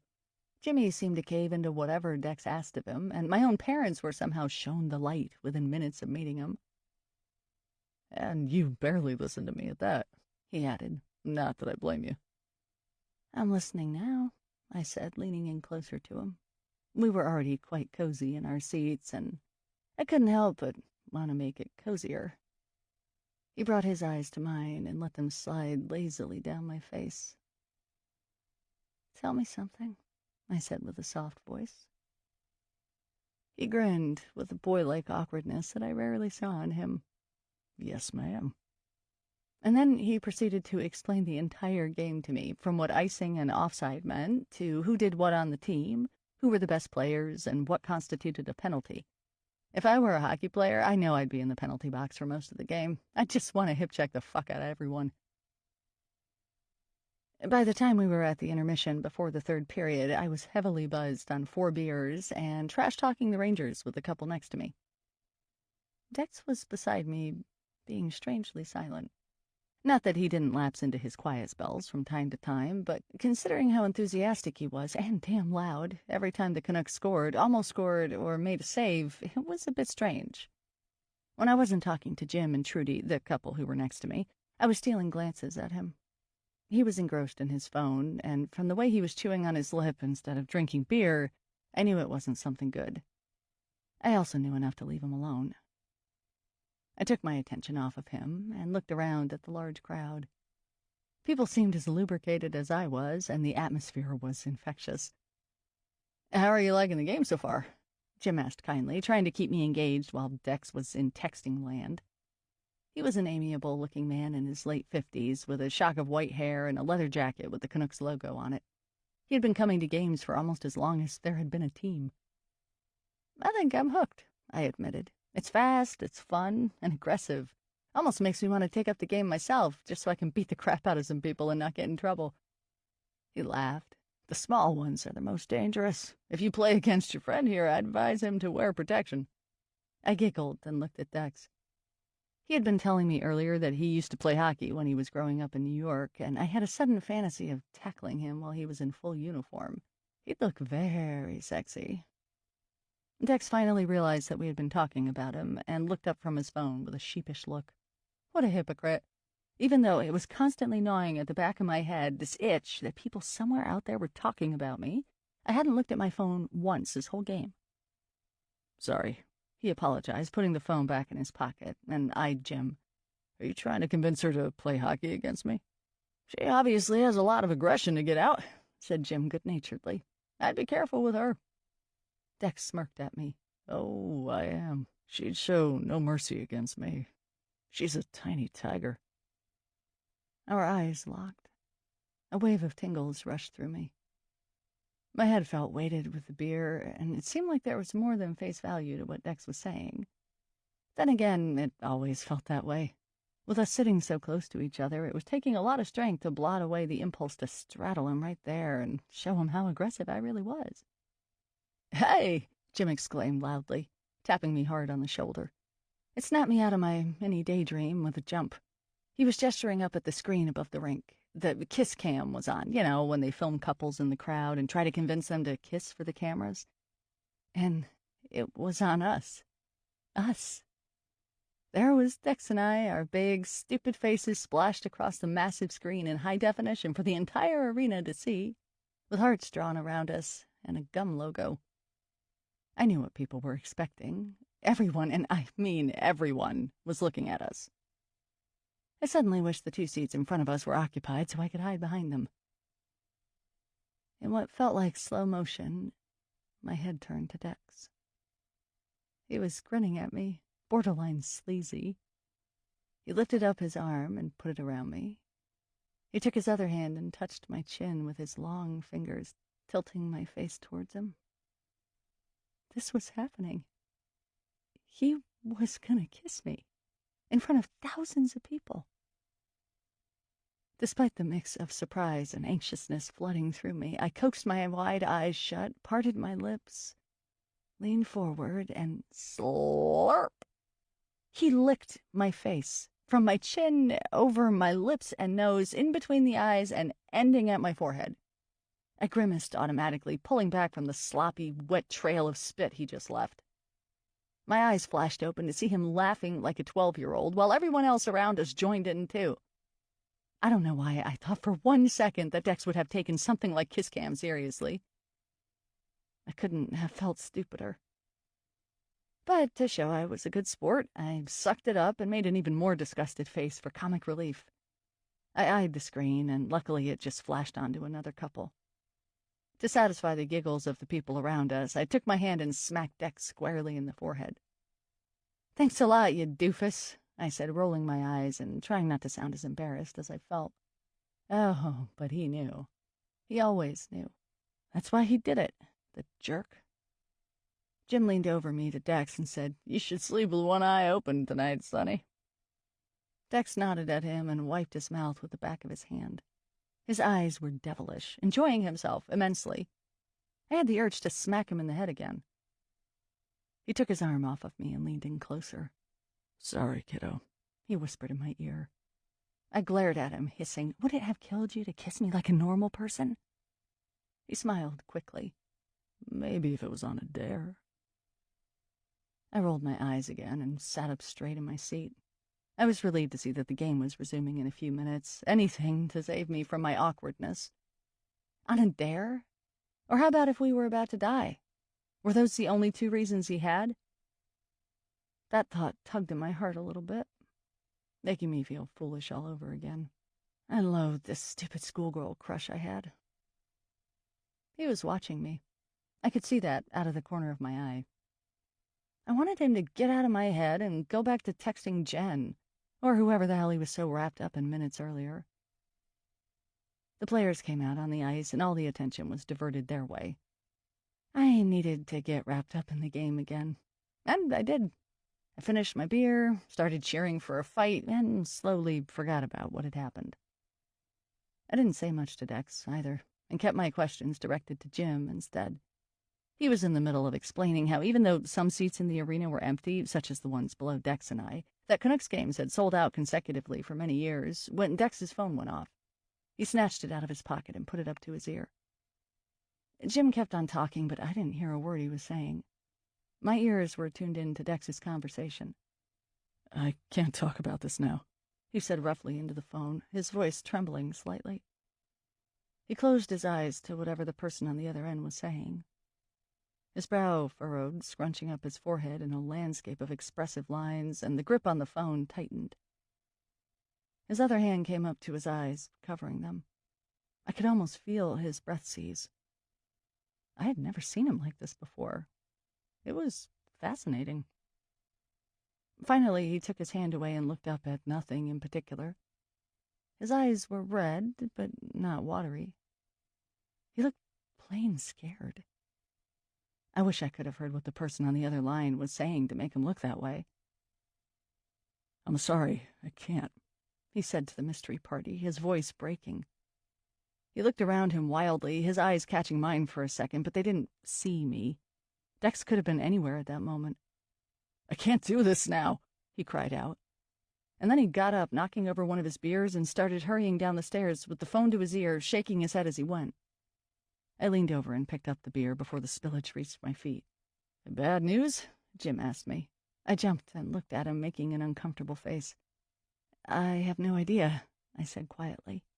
"I'm sure it's nothing," he said sincerely, and then turned his attention back to the game, hinting that I should too.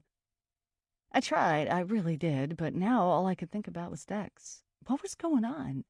Was he okay?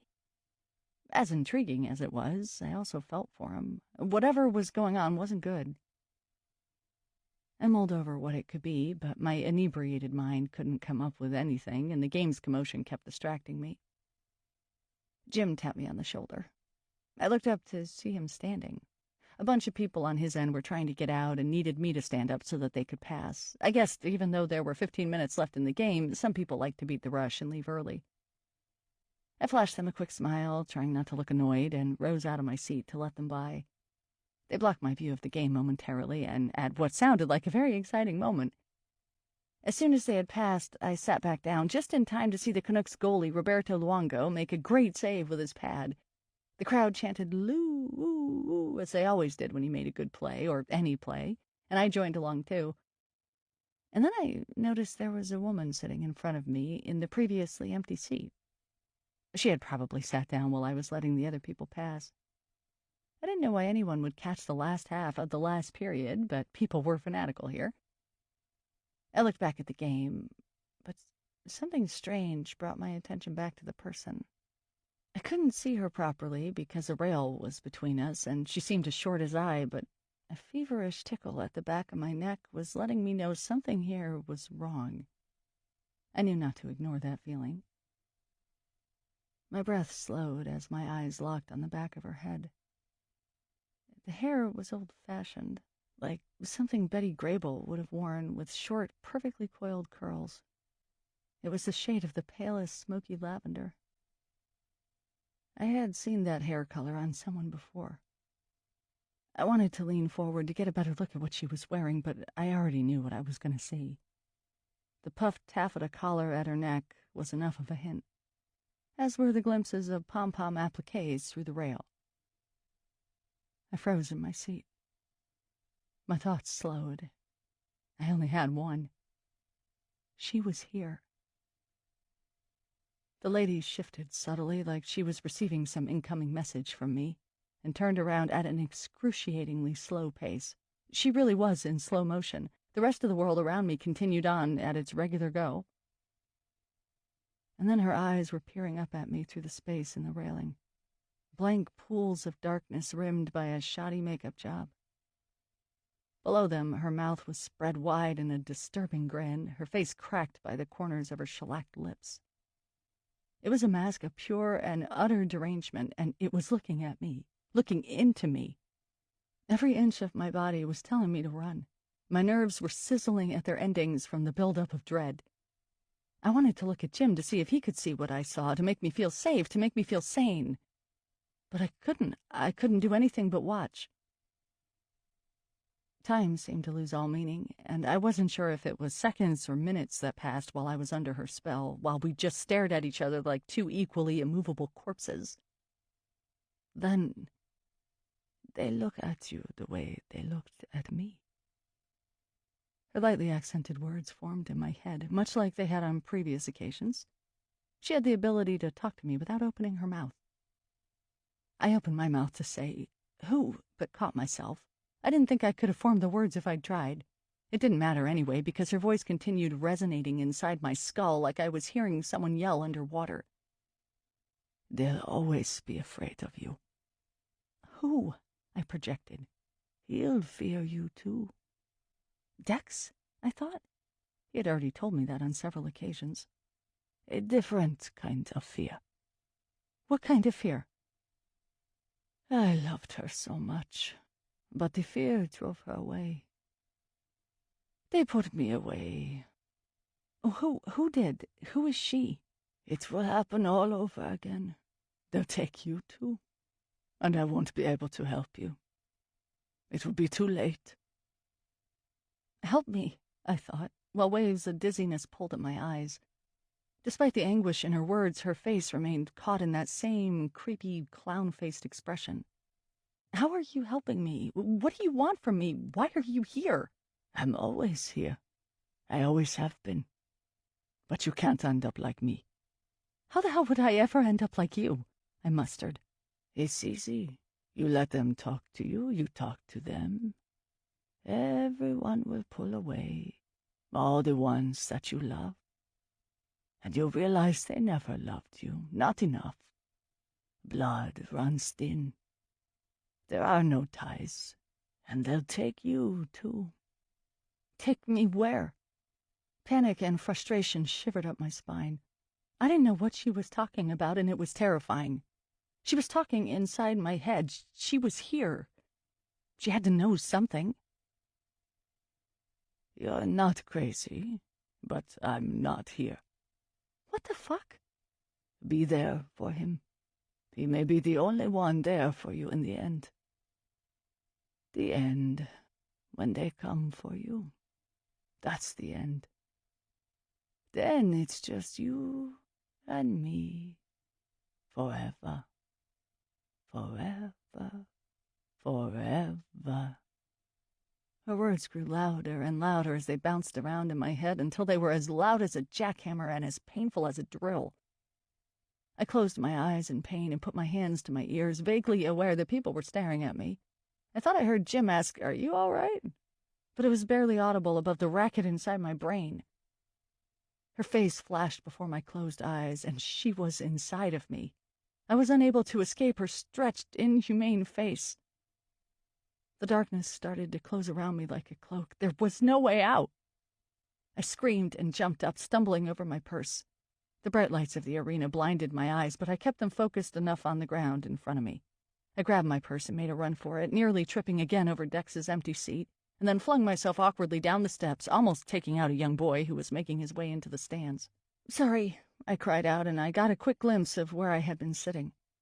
The crowd around me was staring at me, full of amusement and concern, while creepy clown lady sat there watching me. Always watching me.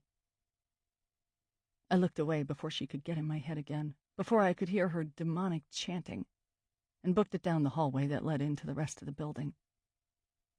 I ran until I was out beside the concession stand we had been at earlier.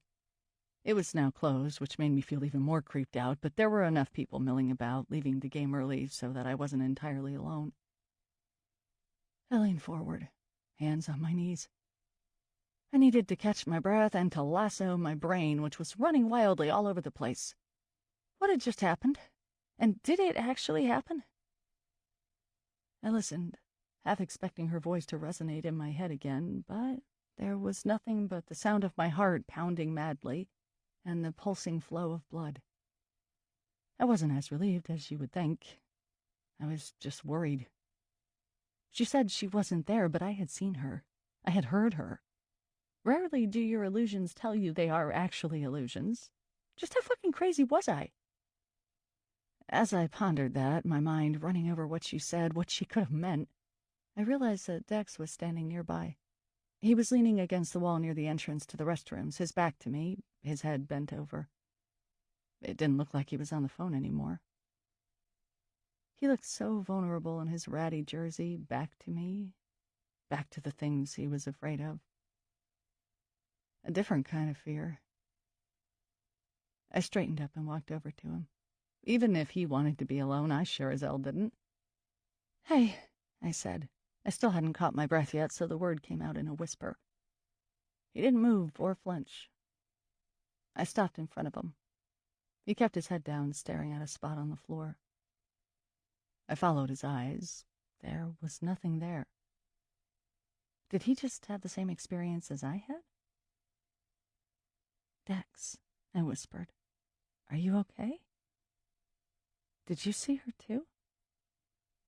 He blinked, a sign that he had heard me, and lifted his head. He looked horrible. His eyes were dull, like they had given up seeing anything. His lips were raw and chewed on. His hair was messier than normal, as if he had been pulling it out. I forgot all about Clown Lady and immediately wanted to embrace him, to smooth down his hair with my hands, to make everything okay. If only I had that power.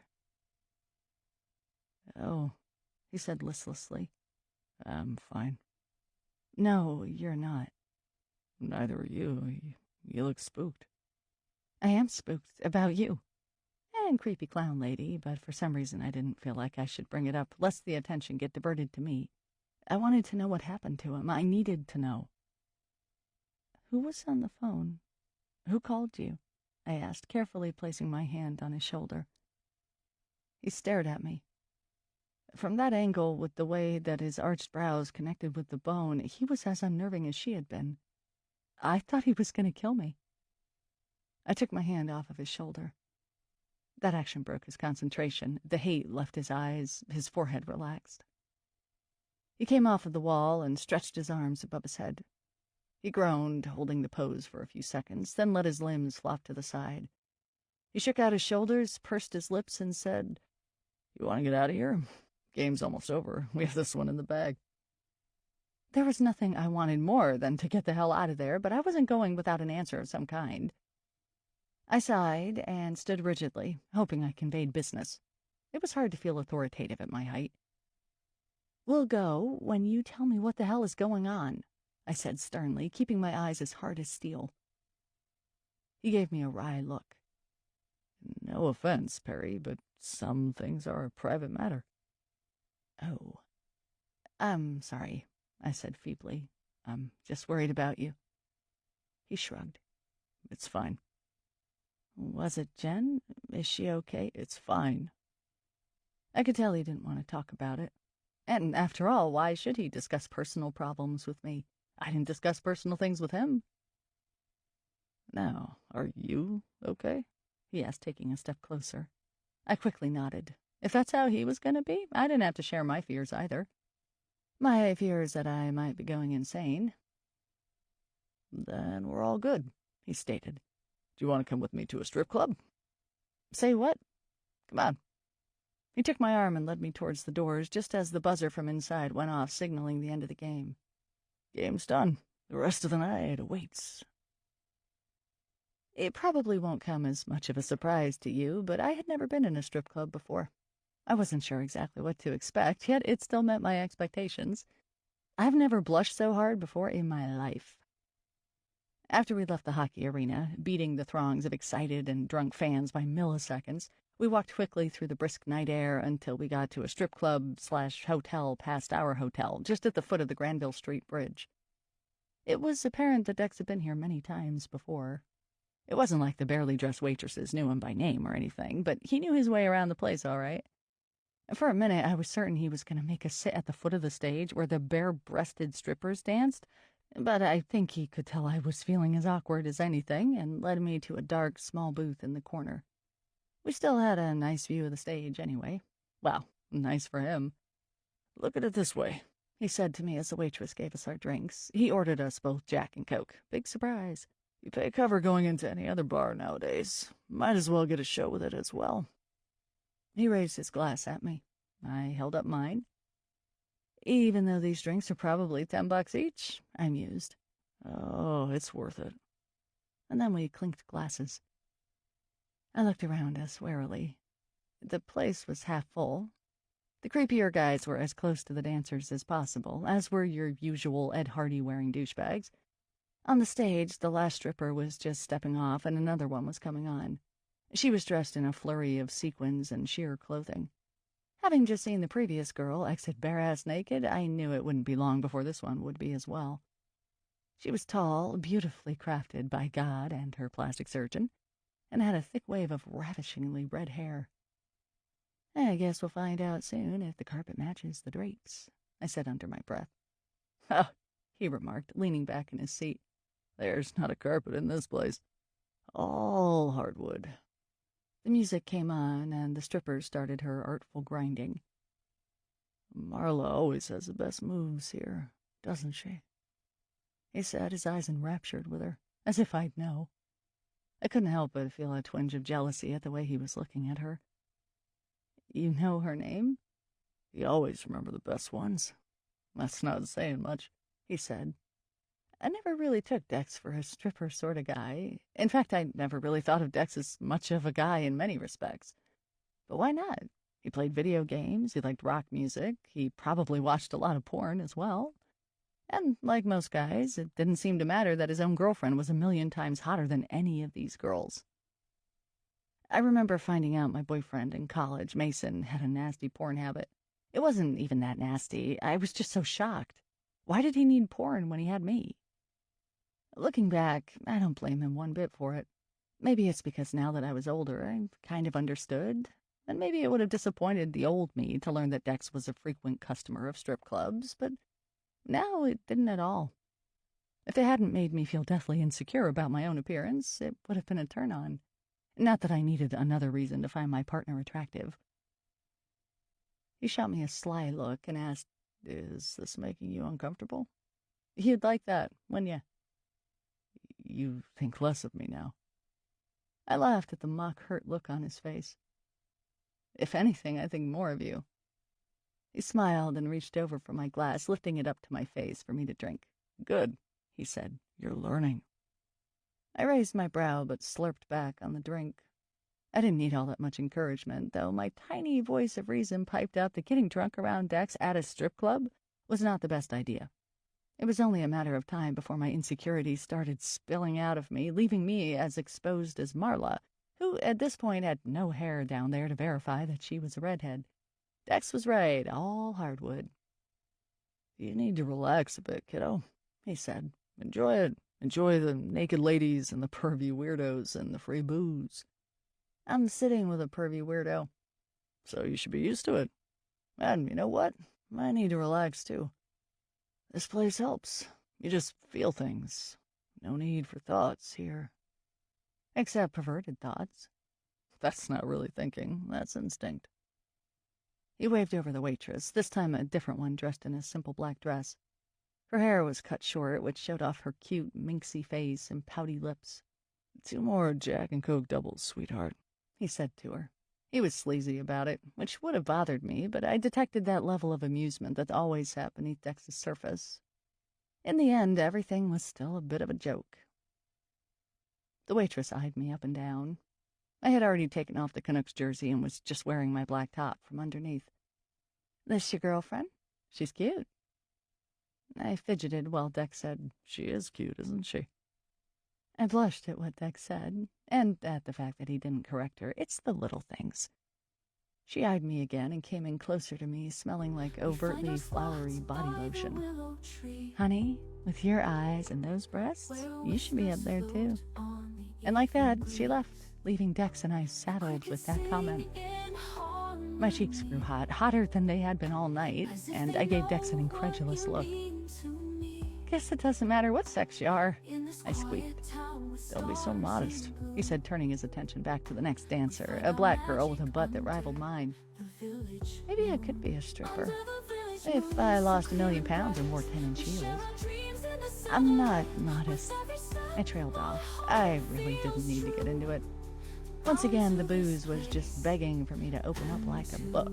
"You know, kiddo, you're way better than any of these women," he said seriously, his eyes still on the stage. "You just need some confidence." That I knew, and I was getting better, but confidence didn't come out of nowhere. "You've got a beautiful face," he continued, his voice a register lower. The roughness of it made the hairs on my arms stand up. "Gorgeous eyes. I mean, I've rarely seen eyes like yours. Fuck. It's like looking out at the ocean, trying to read it as the weather's changing. Perfect lips, the most adorable freckles, and the tiniest little nose. You're like a sexy bunny." I was so confused. Dex was laying on the compliments like I've never heard him do before, all the while watching a naked chick gyrate on a pole. The absurdity levels were overflowing tonight. I didn't know what to say. Did he just say I was gorgeous? Did he just compare me to a rabbit? But he ended up turning his face to meet mine, looking surprised at my dumb expression. "Speechless. That's the start." At that, the waitress came by and plunked our drinks down. Dex slipped her $25 with a wink. In turn, she winked at me and sauntered off. "Has no one ever complimented you before?" he asked honestly once she had left. He pushed my drink into my hands, even though I wasn't done with the other one. I shook my head. I mean, I've heard I was cute, and I knew I wasn't as bad as my ego wanted me to believe. When I called myself fat, I knew I wasn't actually fat anymore, though I definitely was back in the day. I just knew I was miles from perfect, and if I wasn't perfect like Jen, like these girls stripping, like the women on TV, then what was the point? I might as well give up. He was watching me closely. I focused my eyes on his. "Can you see the ocean now?" I challenged. The corner of his mouth twitched. "You don't believe me, but you want to. You still think you're fat or something. You think those fucktards on the internet are onto something." That actually is what I was about to think next. His insightfulness was crazy. Was I really that easy to read? "I really hate you sometimes," I blurted out. He shrugged. "I don't blame you. I hate myself, too, sometimes. Often. Look, I brought my partner to a strip club while on assignment. Not a very good strip club at that. We might as well be at Hooters. I guess I am just a pervert with rapist facial hair." "Well, you're my kind of pervert," I said, and then immediately regretted it. "You're my kind of pervert? What the hell was that?" So I covered it up with, "And I probably don't need this drink." "Yeah, you do. So do I." He downed his drink and moved on to the next one. He stared down at the fizzy bubbles for a beat, taking in a deep breath. "Honestly, kiddo, you're beautiful. You use your weight as an excuse, but you're just all woman. Not every woman has to look like a stripper, or a model, or Megan Fox. You're petite, have a tiny waist, a fantastic rack, a devastating ass. What the hell more do you want? You should know it. Everyone else knows it. That's why you're getting all these asinine comments. Can't you just see that it's just jealousy that's ripping these people apart? I swallowed hard, my cheeks still burning, my heart pounding hard against my rib cage. I felt tingly, dizzy, awkward. The man I loved just told me how beautiful I was. I could barely explain it. How could he just say these things to me? Didn't he know? And now I've embarrassed you, which was my plan. I eyed him suspiciously. So you didn't mean any of that? He grinned at me. His eyes looked a bit sloppy. He was feeling the bourbon as well. I'll be right back, he said, slapping the table with his palm and heading off towards what I assumed were the bathrooms.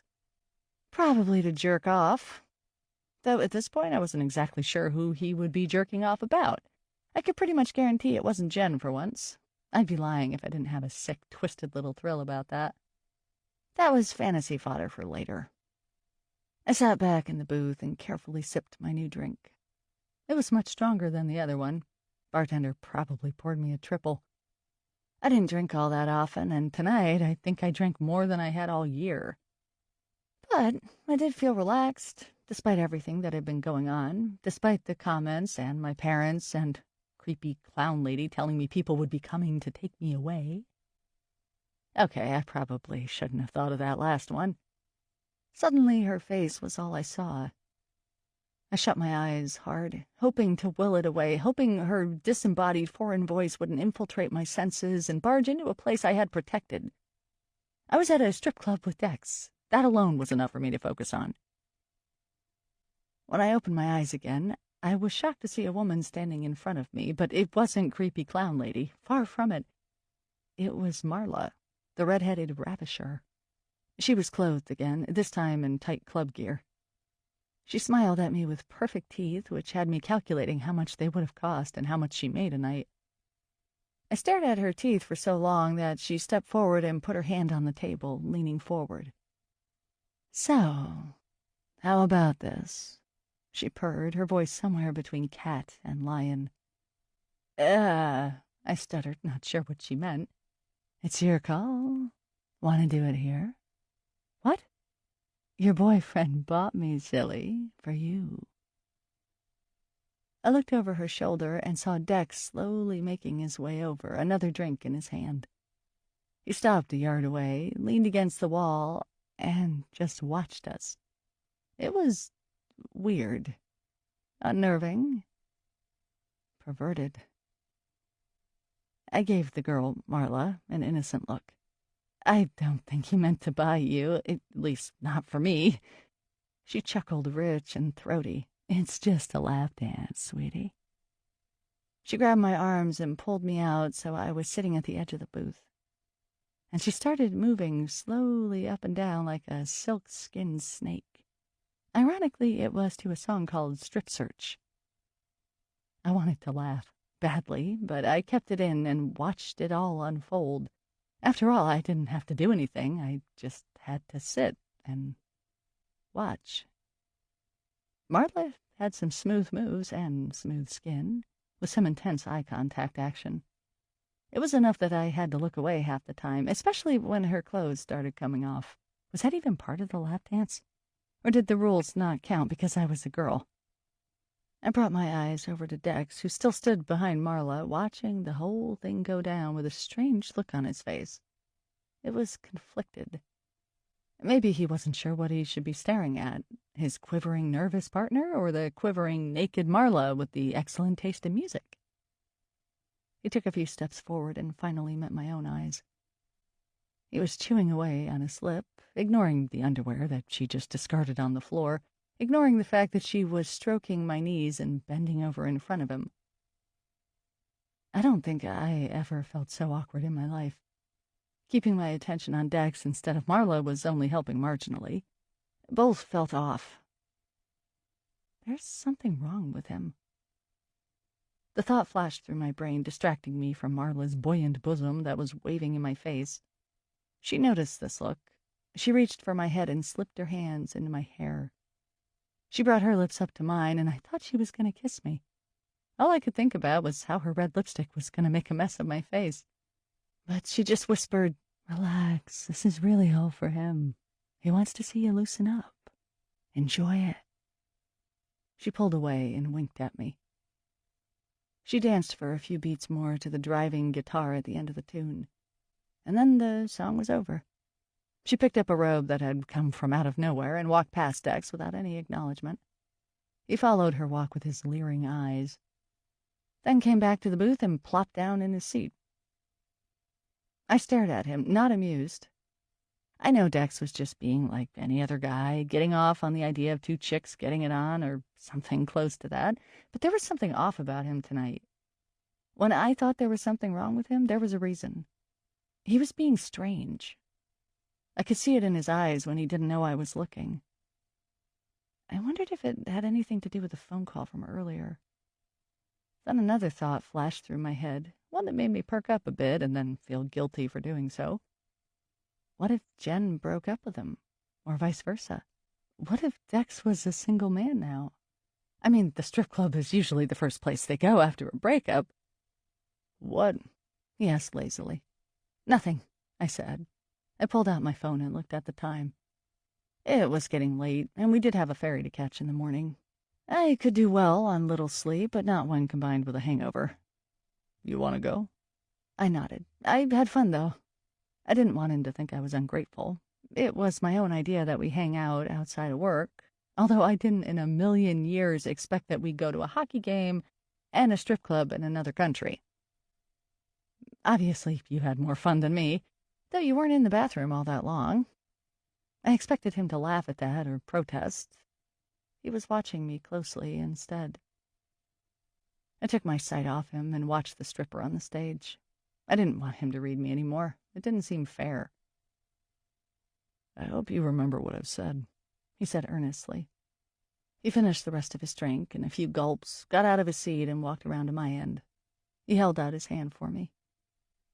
Every time I think of strip clubs, I will think of you, I joked, taking his hand and letting him pull me up. He pulled me up so I was right up against his chest. I was expecting him to take a step back, but he didn't. I could feel the bottom of his scruffy chin grazing the top of my head. He put his hands on my shoulders and pushed me back just enough to get a better look at me. I hope the next time you feel, well, retarded about yourself, you'll remember that I think you're... I looked up into his eyes. They were drunk, yes, but still absolutely mesmerizing. He didn't finish his sentence. Instead, he said, "Sorry I licked your face." He turned and started to make his way out of the club. I followed in a hurry, feeling the eyes of the patrons and waitresses staring at me. We must have seemed like quite an odd pair. We went back to the hotel, but I didn't fall asleep for at least 2 hours. My mind kept going over the events of the night. Creepy clown lady was a definite cause for alarm, or panic, or madness. But it was Dex's words that kept resonating throughout, digging deeper at my heart and causing it to flutter with random palpitations. Did he really mean what he said? And if he did, what were we doing? I didn't want him to go back to his hotel room. I wanted him in this big empty bed beside me. I wanted to put more dirty and obscene thoughts in his head. I wanted to feel that he wanted me, not to just hear it. Did I see a glimpse of the real Dex tonight, or was that someone else, just a mask to cover up what was really going on, what he really wanted to hide? I didn't even think about checking my phone once. Chapter 6. Oh, by the way, if Jimmy asks about those porn charges, just say it was you, Dex said with a sly grin while sticking a cigarette in his mouth. I shook my head, not willing to go to bat for him over that, and not at all surprised that he had racked up quite the adult movie bill after last night. It was 10 a.m., and we were on the upper deck of the ferry that was taking us from the mainland to Vancouver Island, where we had to pick up the boat. The morning had started out in a perpetual rain cloud. I eventually fell asleep last night and woke up to a wake-up call and the overall fuzziness of what the hell did I do last night? Of course, I didn't do much of anything. It was more of what I saw, and that all came flooding back to me in a haze of stale Jack Daniels and Coke. I think I saw enough boobs to last me a lifetime. We got in his car and headed south out of the rain cloud. As soon as we reached the farmlands that led to the ferry terminal, the clouds broke open and a fairy tale ray of sunshine flowed down from above and enveloped the ocean. I took it as a good omen. We had gone straight up to the upper deck of the nearly empty boat because he wanted to have a cigarette. At least I thought it was just one. He leaned against the railing, looking down at the waves that flowed past the ferry in a foam-filled rage, and lit up one cigarette after the other. The wind cleared the cobwebs from my face and messed the hair off of his head.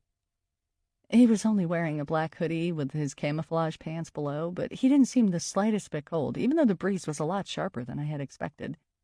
Actually, I was borderline freezing and knew my nose was an acute shade of red. But I stayed up there with him, soaking in the ocean air and enjoying the glaring sunshine and his quiet company. Dex did seem a little more pensive than usual, but that was coupled with bags under his eyes and an ashy complexion. I kept it to myself, but it was obvious he hadn't slept all that much. Perhaps the stripper giving me a lap dance was a powerful stimulant. At least I kind of hoped it was. Still, there was something off about him last night, too. "How's your new medication going?" I asked. I was probably overstepping my boundaries, but I was curious. He didn't bite. He just shrugged. "It works." He took a long drag at his cigarette, the ashes flying off into the wind and flowing down the length of the ferry deck. His hands were shaking slightly. "I didn't see you smoke a single cigarette yesterday," I said, eyeing his trembling fingers. He shrugged again. "It comes and goes." I wanted to say that constantly eating Nicorette like it was candy wasn't helping his quitting case, but who was he kidding? He wasn't trying to quit. This was just what he did. Sometimes there really was no reason. It was a hard concept for me to accept. Maybe he knew what I was thinking, because his eyes darted over to me. "What now?" "Nothing," I said quickly, and turned my attention to the sharp mountains of Vancouver Island that rose in the incoming distance. "At least the day is turning out nice." "Are you worried about me?" he asked, his voice non-committal. It caught me a bit off guard, enough so that I had to look at him. The line between his brows deepened from thought and from the glare. We both were without sunglasses. It was one of those things you forgot about needing in the Pacific Northwest. He didn't seem angry, or upset, or even really curious. I had to think about whether I wanted to tell the truth or not. The truth was so iffy.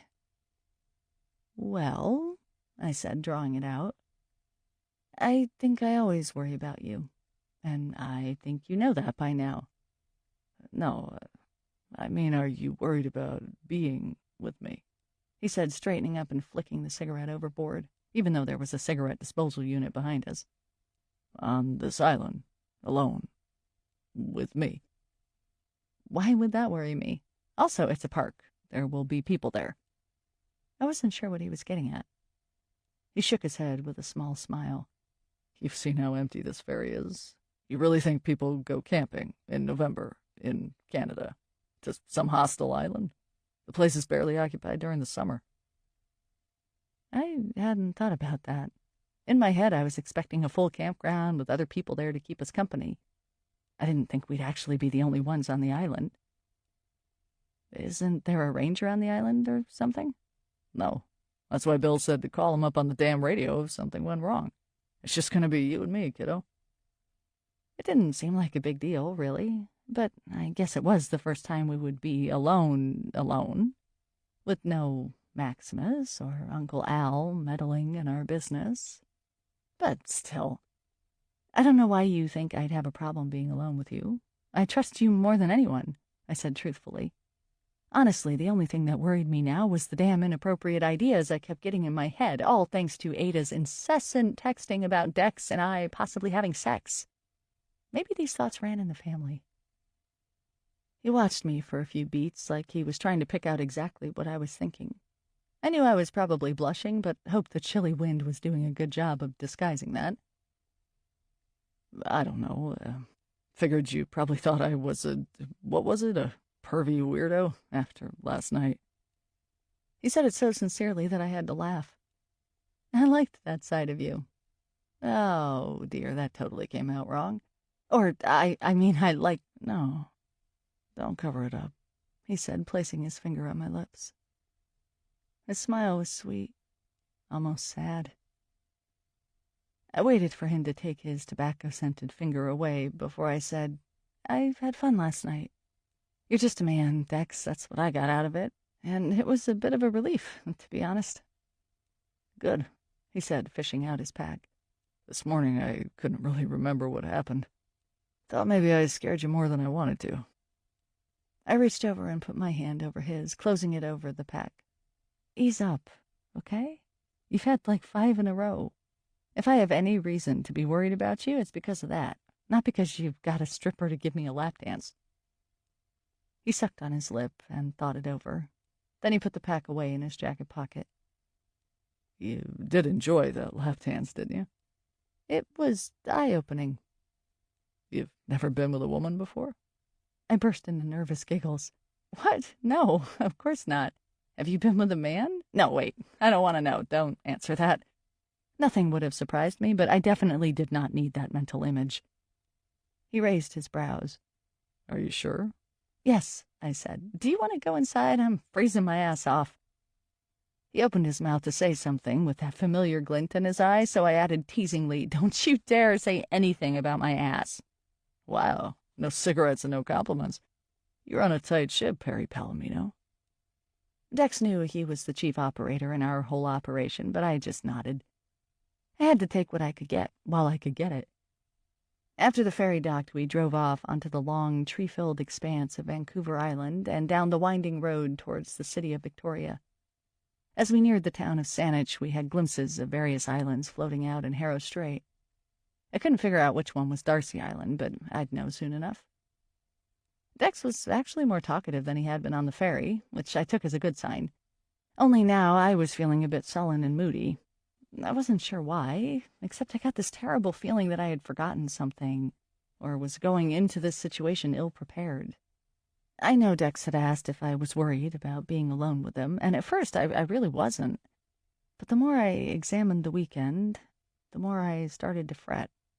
Not about him in any way. I mean, I'd love nothing more than for him to make a few moves on me. But I knew that wasn't going to happen anytime soon, or any time ever. Sigh? No, I was worried about myself. I was going to be sharing a tent with him for 2 nights. Sure, we had our own sleeping bags and everything, thank goodness, but the isolation plus our proximity with no prying eyes to see, it made me nervous. What if I did something stupid, like jump his bones in the middle of the night? I'd be mortified and I'd scare him off. Probably ruin everything we had. And yeah, I know it seems pretty unlikely that insecure little Perry would do anything like that, but the more I was around him, the more I wanted to do terrible X-rated nasty things to him. Only a few moments ago he had leaned over to take something out of the glove box, and during the instant where he turned to look up at me, I was so afraid I was actually going to lean forward and kiss him. I just thought, what happens if I just kiss him right here? What if I just grab his hair with my hands and pull him towards me and just kiss those irresistible lips of his? It was getting pretty ridiculous. I have never wanted someone so badly before, mentally and physically, that I was afraid my body might act without any instructions from me. Finally, vague thoughts of creepy clown lady kept drifting into my headspace. She acted like she knew me in some way, but I still wasn't sure if I had seen a figment of my imagination or a ghost. Or an actual cracked-out clown lady who just followed me around from place to place like a lost carny. Speaking telepathically in my head and all of that. I've heard carnies can do that. I kind of wanted to bring it up with Dex just to see what he thought, to see if he had seen her too lately and was keeping it from me as I had been from him. And I was seconds, well, minutes, maybe days, away from doing so when we pulled up to a modest blue one-level house in a leafy suburban neighborhood of Victoria. He parked the car on the street and flipped it into park. "This is Zach's," he said. I gave him an expectant look. "And how do you know this Zach?" He's a documentary filmmaker. Did some projects with him over the years. He's a nice guy. No appetite for bullshit, which I appreciate. As a kid, Amanda, who was 6, I think, or something like that. Anyway, old enough to talk intelligent with you, young enough not to have a fucking attitude. But he just got divorced, though, so try not to bring that up. Noted. We got out of the car and walked to the house. For a single guy, his garden was very neat and tidy, even with the approach of winter. Christmas lights were already on the hedges and lining the roof. The grass was cut short and rimmed with dew. A little girl answered the door. She was pretty, with long blonde hair that was in the chokehold of a rat's nest. The dress she wore was ruffly and light pink, but overwhelmed by a Picasso-like mess of dirty smears. Either this was a tomboy in a princess's body, or Dad wasn't used to having a young girl around. "I'm Amanda," she stated forcefully as she blocked the entrance with her tiny body. "You remember me, Amanda," Dex said, leaning over to get a better look at her, hands on his knees. I felt a rare pang under my rib cage. "It's Dex." "You smell," she said. I couldn't help but laugh. Amanda shot me a look. "Sorry, Amanda, I agree with you," I said in my most childlike voice. I never knew how to act around children, regardless of their age. Luckily, Amanda grinned at that, showing off a wide gap in her teeth. She then skipped away, leaving the door open. Success! A bearded man came around the corner, wiping his hands on a dish towel. His eyes lit up when he saw Dex. "How are you, my man?" he exclaimed. Dex went up and embraced him heartily. It was charming to see from someone who didn't seem too affectionate with anyone. Good, good. I like the beard, Zach," Dex noted as he pulled away and gave him the once-over. "You look like the singer of Clutch." It was true. He did look like Neil Fallon of the band Clutch. Zach had a receding hairline coupled with a bushy mountain man beard. He had a proud beer belly poking forward through his navy t-shirt, though he seemed in otherwise good shape.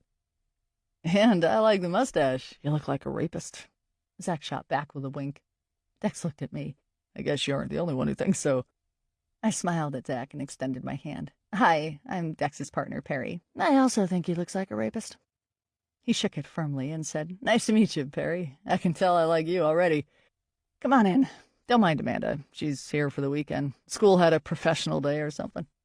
"I'm in grade 1, she said suddenly, poking her head out from the kitchen in front of us and then quickly disappearing again. Dex and I laughed nervously. I mean, what do you say to that? Good for you? That's nice. Zach looked back at us, saying, "I know. Who the fuck cares?" "Dad!" she yelled from around the corner. He rolled his eyes. "Right. Sorry, Amanda." He leaned towards us, voice lowered. "She's the swear police now. Her mother... well, anyway, come in. Come in." Zach led us into the living room where he served us coffee and Twinkies. His house was small, but had a homey feel, wood-paneled walls and lots of thick, moody-colored rugs thrown about on a dark hardwood floor. "Sorry, I'm not very good at hosting people," he said, shoving a Twinkie in his mouth. I eyed the spongy creation in my hands. I already had breakfast on the ferry, but decided to nibble at it just to be polite. At least the coffee was strong and good. Seemed like the type of coffee a sailor would make. "So, Darcy Island, huh?" Zach mused with a hard gleam in his eyes. "Yep. Nothing says a fun time like an old leper colony," Dex said. "And the park board is letting you do this." "Yeah, they're letting us. Not stopping us at any rate. Though that Bill dude definitely had a tent pole up his ass. I'm pretty sure they've been approached by TV shows before. All that ghost hunting crap. Sorry, I just don't believe in it." "You don't believe in ghosts?" I asked. Even though it seemed like most people didn't, it was still fascinating to me to find out why. "Oh, well, no, I believe in ghosts, very much so. But I think those TV shows are crap. That's probably why they said yes to you guys. What I think, anyway." "'Cause we aren't crap?" I asked, carefully slurping on my coffee. "No, because there's really no chance of being exploited through, the internet. What I mean is that it's not on the A&E channel. There's no moron leading the charge." He paused and gave Dex a funny look. "Well, except for this guy, of course." "Actually, I'm the moron of the show," I offered with a smile. Dex grinned at me. "Can we get that on tape?" Zach carefully watched the exchange between us before asking, "You still with Jennifer, Dex?" The coffee cup rattled loudly in Dex's hand. They were shaking again, albeit for just a quick moment. He swallowed hard and put it down. Yes, of course, he said matter-of-factly. Damn it. Obviously, I had been hoping that the phone call meant they had broken up. Guess not. I tried not to look annoyed, especially since Zach was looking at me now. I don't know why it was, but I always got the feeling that people were tiptoeing around the relationship question with him. It was like they couldn't believe that Dex and I were just partners. I flashed him a bright smile anyway. Didn't want to let on how I was feeling or what I was thinking. Gotta love wine, babes, Zach remarked rather awkwardly. Oh, yes, who doesn't? I added. I could tell Dex eyed me suspiciously, but I didn't want to acknowledge it. Indeed, Zach mused with a smile and got out of his armchair. He took his and Dex's empty cups into the kitchen. I looked around the room, at the expansive library of books and the hominess of the place, and decided that whatever happened between him and his ex-wife, which I was not supposed to mention, left him pretty well off. I think I'd be happy with a house like this, albeit probably not with a daughter. At that, I turned my head and saw Amanda standing in the doorway to the front hall, peering at us with her large eyes. She smiled shyly, but didn't move. It was like her need to know overcame her instincts to run away from strange company. I knew that feeling all too well. Hey, Amanda, Dex said, his voice animated. When was the last time I saw you? Amanda smiled broadly at him in a girlish way and put her finger to her mouth, pondering. I don't know. It wasn't this year because you never got me a birthday present, she said teasingly.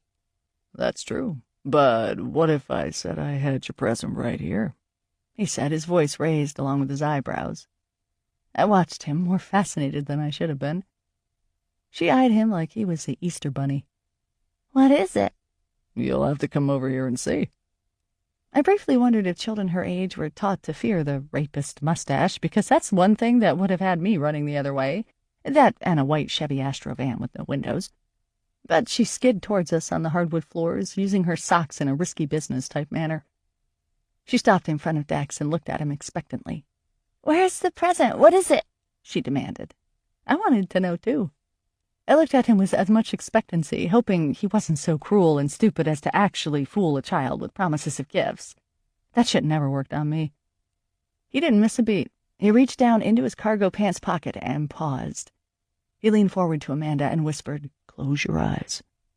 Amanda stood up straight, hands clasped behind her back, and closed her wide eyes with a silly grin splashed across her face. Open your hands. She displayed her hands forward, palms up. I watched Dex fish a few rubber bands out of his pocket and place them in hers. They were in the shape of a boat, a rose, and a heart. They were silly bands, a trend that was slowly taking even adults by storm, though I didn't have the foggiest idea why. I mean, I liked the look and the music of the 90s, but something like silly bands was way beyond my appeal. But Amanda liked them, and as soon as she opened her eyes, she was exclaiming loudly and dancing around the house in some frantic child boogie. Zach came back out of the kitchen with another cup of coffee and a couple of books under his arm, shaking his head at his daughter, who was running upstairs to put the other bands she already had on. I figured a silly band's fashion show was in order. As much as I didn't hate the idea of humoring a child, I just wanted to get to the island and get the whole project going. Zach must have too, because the books he brought in were about Darcy Island. He plopped them on Dex's lap and handed him the coffee. Thanks, bud, Dex said, taking the cup in his hand. The books are for her. He jerked his head in my direction, spilling a drop of coffee at the same time. Ah, said Zach, and handed me the books instead. There were only 2, and both were thin and unscholarly. Is this it? I asked. Yeah, that's it. I'm afraid there's just not much written about the place. Why? He shrugged. There just isn't much to go on. The island was kind of run below the surface. Those books report everything that is traceable, but a lot of it is just speculation. There's really not a lot of records about it. But Dex told me people had died there. Oh, yeah. At least 40-something people died there. But they were lepers, and Chinese lepers at that, so you have to understand they weren't really considered people. If it was a white man's leper colony, there'd be tons of books about it, but those are the breaks. I looked down at the books in my hand. They seemed to be poor consolation for what happened. Zach must have been reading my face because he said, "It gets worse as you get into it. The fact that the government at the turn of the century barely kept any records, any real insight anyway, is just the tip of the iceberg. These people were left there to die. That's why they call it the Island of Death." A marked shiver ran up behind me. "Are you serious?" Zach nodded grimly and looked over at Dex. "You haven't briefed her?" "He never briefs me," I said. "It's like he wants me to look totally unprofessional." Dex looked at me with a quizzical expression. "I got you the books, didn't I? You'll have plenty of time to read up on the sail over. Just relax, kiddo." He turned back to Zach. "It's still supposed to be fair, right?" Zach pulled out his BlackBerry and entered in a few keys. "Yeah, it should be. There's a chance of strong northwesterlies tonight, but as long as you stay on the boat, you should be okay." "Stay on the boat?" I repeated. I could feel Dex tense up beside me. "The anchoring is very poor over there," Zach said. "It's fine when the weather is calm, but this time of year, you're better off on the boat." It wasn't a suggestion, it was a demand, and it was one I took to heart. I had no problems being on the boat overnight. The more I learned about the Island of Death, the more that staying on the boat seemed like a perfectly sane and enjoyable option. Besides, it was Zach's boat. "But we'll have no problems getting there?" I asked. He shook his head. "Weather is at least holding nicely for today. You might get some fog tomorrow morning, but hopefully that's it. The patterns change really quickly out in Harrow Strait. It looks like it's really close by, and it is, but believe me, that place can get rough." "Bill said they chose that island for a reason. You couldn't escape," I said, my voice feeling heavier. "Yeah, he's right. People tried. They drowned. Some days the supply ships couldn't even come in because of the winds. When it hits just right, you get a nasty rip that prevents any boats from coming to the shore. And will take any desperate soul out to the Pacific to die." My shoulders sank a little at that. The more I heard about this island, the more I wanted to just throw in the towel and call it a day. Yeah, maybe I was chicken shit when I shouldn't have been. Maybe I was feeling unprepared when I really needed to feel like I could own the whole thing and prove I wasn't some idiot. Maybe I was afraid of being alone with Dex. Even beyond the worry that I would molest him at some point, which I knew wouldn't happen, it was the idea that we would be alone on the Island of Death together. What if something went wrong? Sure, we handled skinwalkers, but there were still people there to aid us. In this case, we would be utterly, entirely alone with only each other to depend on. But there I was, sitting with a few library books on my lap, sipping a lukewarm cup of coffee in some stranger's house. I had come this far, and from Dex's determined expression there was no turning back. And so far, in all of our experiences together, there always was that moment that I could have turned back, and I never ever did. Even if it scared me to the core, to my very soul and fiber of my being, I still went forward into the unknown. Some may call that brave. I don't think I'd call it that. Stubborn beyond repair seemed more fitting. It wasn't long before Dex gulped down the rest of his coffee, and we were off towards the marina. I was sure that Zach would have come with us and shown Dex the ropes again and how to manage a sailboat, but he seemed to think Dex could handle it himself. He had more faith than I had. Even if Dex was suddenly an expert sailor, I don't think I'd trust him with a boat. On the other hand, I trusted Dex with my life. Go figure.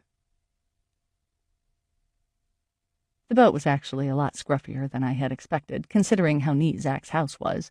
This was a good thing, though. It made me feel a lot better about having Dex at the wheel, knowing he wasn't going to be scratching a multi-million-dollar yacht. I didn't know much about sailboats. The only sailboat I had really been on had been my grandfather's yacht in Sweden, but I was quite young, and the memories of that were vague. But it was a C&C 38, which is kind of your standard boat. At least that's what Dex told me as we drove over. After a few trips back and forth to the car to get all our stuff, it was time to go aboard. I handed Dex the cameras, extra careful not to drop them in the space between the boat and the dock. That would have been the worst thing ever. He took them and disappeared down into the cabin. I felt more comfortable standing on the creaking, moving dock than going on board. I was in no rush. On the dock, I still felt attached to the land, attached to the smiling sailors who were going about the area, tending to their own boats and taking advantage of the mild autumn day before the winter rains set in. It was pleasant and familiar. The boat, with its fading aqua color, peeling wood trim, and crackled paint job on the name Mary Contrary, apparently his ex-wife's name, was not. Dex popped his head up inquisitively and asked, "What are you doing, skipper?" "I'm skipper now," I asked, hesitating before lifting my foot onto the first rung of the boat ladder. I stared down at the dark depths beneath me. "You will be if you come on board. You need help to get up, Shorty?" Who was he calling Shorty? I grabbed the railing for balance and stepped up onto the slanted, grainy surface of the deck and carefully made my way over to the cockpit, staying bent over for balance and thankful for the smooth grip on my chucks. "You'll get your sea legs soon enough," Dex said, climbing up from inside and standing beside me. He had a book of nautical charts with him. He poked around the area beside the wheel, lifting up a few panels. "Oh, thank fuck Zach was smart enough to put in sonar and GPS." I stepped over to him and peered down at the instrument panel beside the wheel, which had a moldy, damp cover on it. Would we have been screwed otherwise? Dex laughed. "I'll say." Well, that was encouraging to hear. What did he think would happen if he hadn't? Would he have just winged it with someone's boat? Probably. "Do you want me to do anything?" I asked, hoping he'd say no. I just wanted to sit in the corner of the bench and hide. He pulled out a key and a cigarette from his pants pocket. He lit the cigarette, took a large puff, and stuck the key in the slot, giving it a hard turn. The boat roared to life, a sound much louder than I had expected, and we were vibrating from the motion. "Dex?" I asked. "Right," he said, and pointed up at the deck. "I'll need you to take in the bumpers once we get moving, and I might need you to help me cast off." He looked around him at the surrounding boats. "I don't want to bug anyone here for a send-off." That might be better, though, I thought. He rubbed his chin. "Don't worry, I'm not going to ask you to jump aboard while the ship is moving. Last thing I want is for you to take a dip."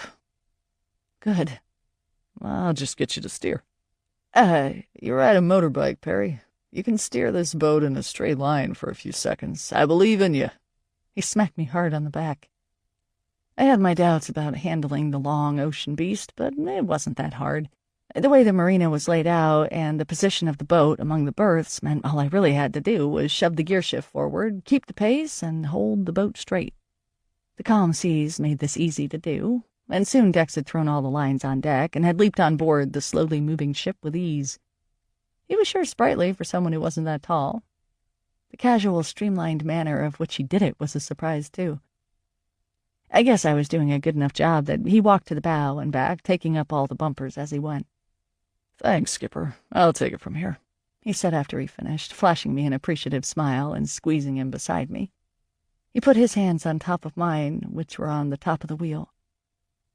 I stared up at him stupidly, torn between wanting to move my hands and get out of the way, or just keep them there. He eyed my hands underneath his and gave them a quick squeeze. "Unless you want to steer, I don't want to cause a mutiny on board." I quickly took them out from under his. "No, you're the captain here. Where did you learn to sail, anyway?"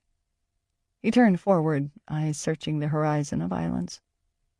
"I went to sailing school when I was young." "In New York?" "Yes, New York has a Long Island." "Ha, I know that. How old were you?" He glanced at me quickly and frowned. "You really like to know everything, don't you?" "Yeah, I do," I said, crossing my arms. I didn't get why he was such a stickler with details about his life, especially his life in New York. What's the harm in talking about where he learned to sail or where he learned to play hockey? The breeze was starting to pick up as we motored to the edge of the small harbor. It ruffled his hair around his eyes so I could only catch glimpses of them. "I was 11. My father was a sailor, and I was on the boat a lot as a child. He thought I should learn how to do it properly in case I ever inherited the boat one day. So he put me in sailing classes at the yacht club. I did them once a week for about a year. Mainly little skip boats, but sometimes we would do races and gay shit like that." He was telling me so much I almost felt like I should be writing it down. "Why did you stop? Was it because you were playing hockey?" "No, I was doing both for a while." The years before, I was also doing archery, competitive swimming, and playing tennis at the same time. All very pricey sports to be involved in. His range was impressing me more and more. I always felt with Dex that one day he was going to reveal that he was a CIA agent or something like that. He seemed to have all these skills hidden up his sleeves to the point where nothing was starting to surprise me. Though picturing him doing archery and tennis was pushing it. So, why did you stop? I didn't mean to bug him, but he had just tried to avoid the question. Didn't you like sailing? You seem like a natural. And with the wind in his face, his scruffy facial hair, the new cigarette hanging from his lips, and his dominating stance behind the wheel, that statement was all true. I loved sailing. I loved hockey, too. Tennis was a lot of fun, even though I hated the people I competed with, rich, snobby fuckers. And I was probably the best at swimming. You wouldn't know it from looking at me now. His shoulders were rather on the broad side, and he did have a nice V-shape going for him, especially leading down to his hip bones, and stay on track, Perry. But he wasn't your typical swimmer type, and he was still avoiding the question. I kept staring at him expectantly. He sighed. My dad left, and he was the one with the money, so no more sports for Dex, he said in a flat, robot-like voice. I was shocked at that. I don't know why. It wasn't that unusual to have a broken home. I just didn't see it coming.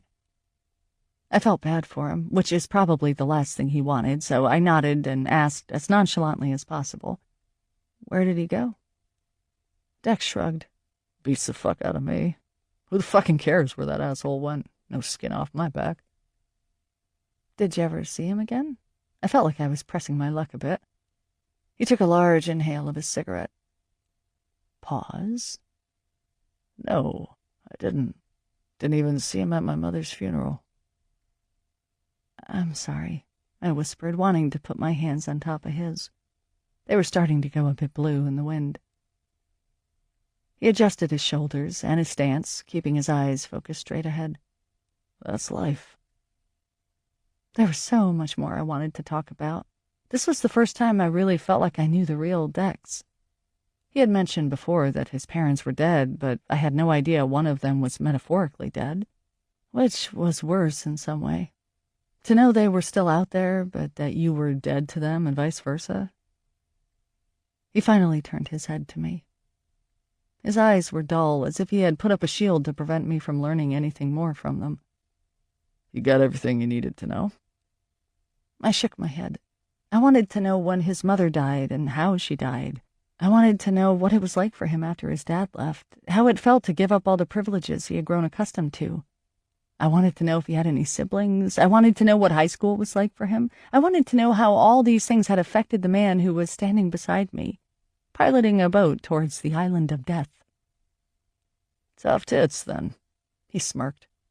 Maybe we should do a session with you and your past. You know, find out why you seemed to be the subject of so many family therapy sessions when you were young. Unless your cousins were pulling my leg when they brought that up. Although, judging from the way your parents were talking to me about you, I can see that that's still a major issue in your family. My ears perked up and my heart slowed. What did they say? The last thing I wanted was for them to say anything detrimental about me to Dex. Not in that way, anyway. That shit was personal. He enjoyed watching me squirm. They didn't say anything. Not really. Just that they worried about you. And they hoped you had put all this ghost business in the past. I don't know what they were talking about, I said. That was the truth. That makes two of us, kiddo. And I didn't ask, either. Just then I felt my phone vibrate in my pocket. Saved by the bell, or silent mode. I brought my phone out and looked at it. It was Ada. You on the island yet? Bumping uglies yet? I sighed and put it back in my pocket. Dex peered at me inquisitively. Don't tell me you're getting tweets and Facebook messages sent straight to your phone. I gave him a haughty look. No, I am not. And not that it's any of your business, but I haven't checked the blog more than once today. He looked at the clock on the instrument panel. More than once. That would probably mean something if it wasn't early in the day. Anything new from Miss Anonymous? Yeah. How do you know it's a girl? He quickly ashed his cigarette into the wind and said, I don't know. I assume. Chicks do that stupid stuff. Jealousy, remember? What did it say? I didn't want to get into it, so I gave him the Cliff Notes version. The usual: I look stupid, don't have what it takes to be a good host, don't even belong on the internet. I left out the part where they said I only got the job because I was sleeping with the cameraman. That was too embarrassing to mention, and I didn't want things to get awkward. Why they would assume that, I don't know. It's not like Dex was really ever on any footage. Even Ada was often running with that assumption. Was I so obvious? The wind turned sharp as the boat rounded a rocky barrier, and we headed in a northeasterly direction, with small waves rising up from nowhere. I shivered, realizing that the clothes I had brought with me probably weren't going to cut it during this trip. There are some jackets below, in one of the cabins, Dex said, noticing. I nodded, and I told him I was going to go down and start reading the books. I didn't feel like getting into a conversation about Miss Anonymous, and he obviously was done talking about himself. Only problem was, once I made my way across the rolling ship and down the stairs, I started to feel sick and claustrophobic. Inside was nice enough, and did have a nautical and homey feel, but it was quite small. The galley was tiny, as were the two back cabins and the living area. The double bed at the front head of the boat was larger and cozy. It didn't seem to matter where I sat. The up and down movement from the waves and the overpowering roar of the engine mixed with the smell of diesel fuel gave me the largest headache and tickled my nausea bone, especially when I opened the books on Darcy Island. I did manage to get some reading done before I had to shut them and lie down on the couch. What I read didn't help to make me feel any better either. Basically, at the turn of the century, or just a bit before, Chinese lepers were gathered off the streets of Victoria, Vancouver, and other places in BC and shipped to the island, where they were left to fend for themselves with no medical treatment. They had rudimentary housing, and the only outside contact was from a supply ship that came every 3 months to drop off food, water, opium, and coffins. Turns out that when one of them died on the island, it was up to the lepers to bury them. They really were just left on the small island to rot away. And some of them did rot away.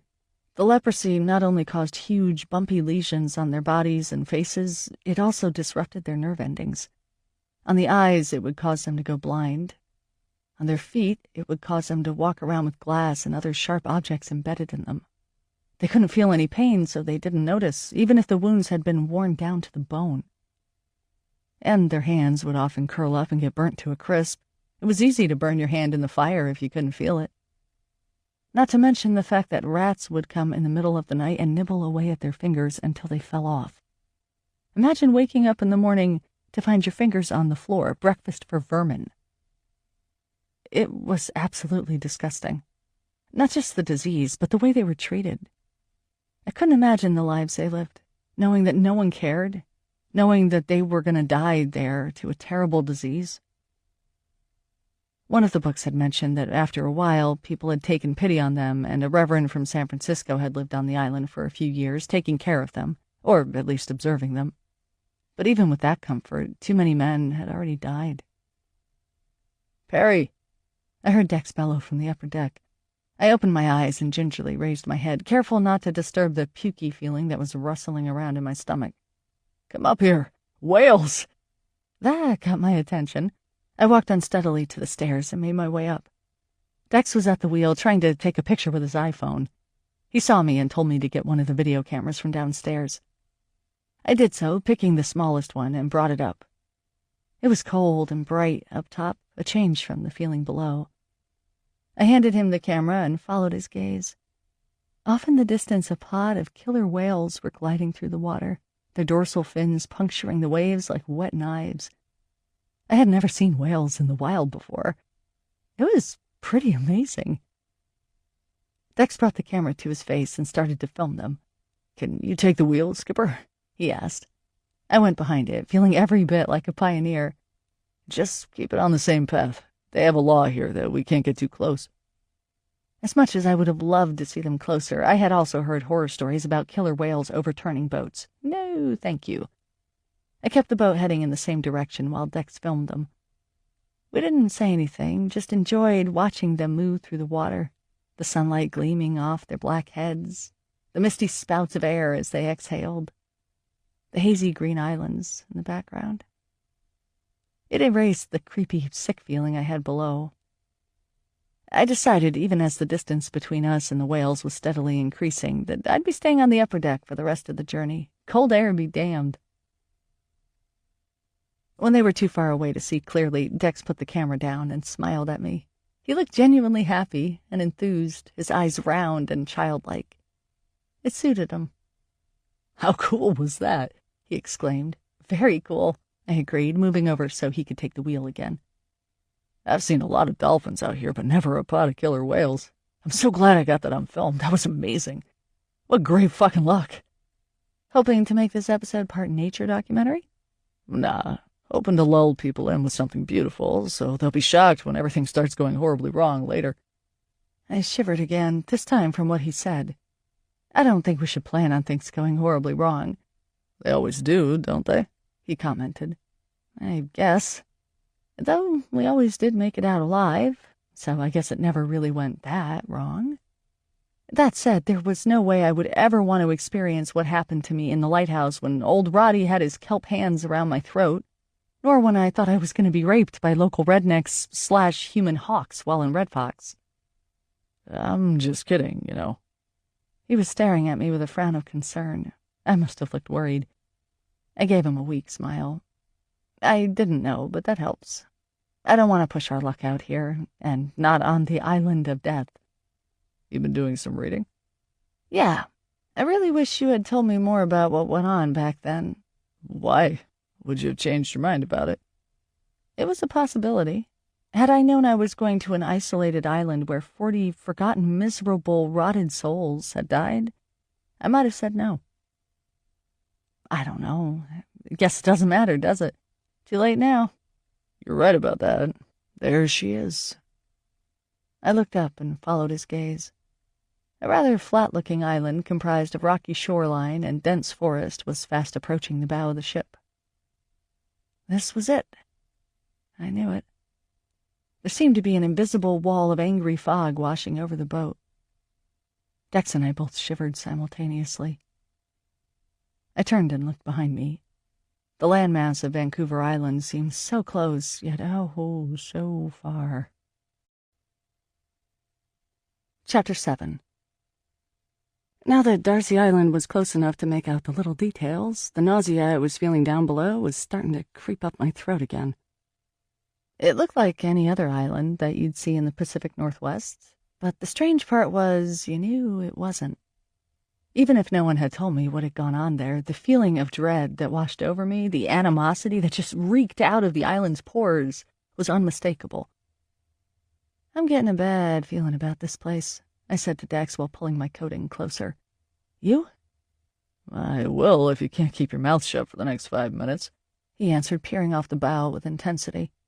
I opened my mouth to say something back, but decided not to. Dex was only that rude when he really had something to be worried about, and I could see this was one of those times. So I shut my mouth, stepped away from the wheel by a few inches, and followed his gaze. From what I could see, it didn't look like that much was out there. We were close to the island, but not close enough to be hitting any rocks. But the water was rippling like a few opposing currents were working the surface. "Hand me the maps," he said, pointing at a bench where the charts that were flapping in the breeze were anchored under a couple of sailing books. I leaned over and pulled them out, asking, "Want me to look at them?" "Would you know what you were looking at?" He scoffed, eyes still on the water. I brushed his attitude off my shoulders.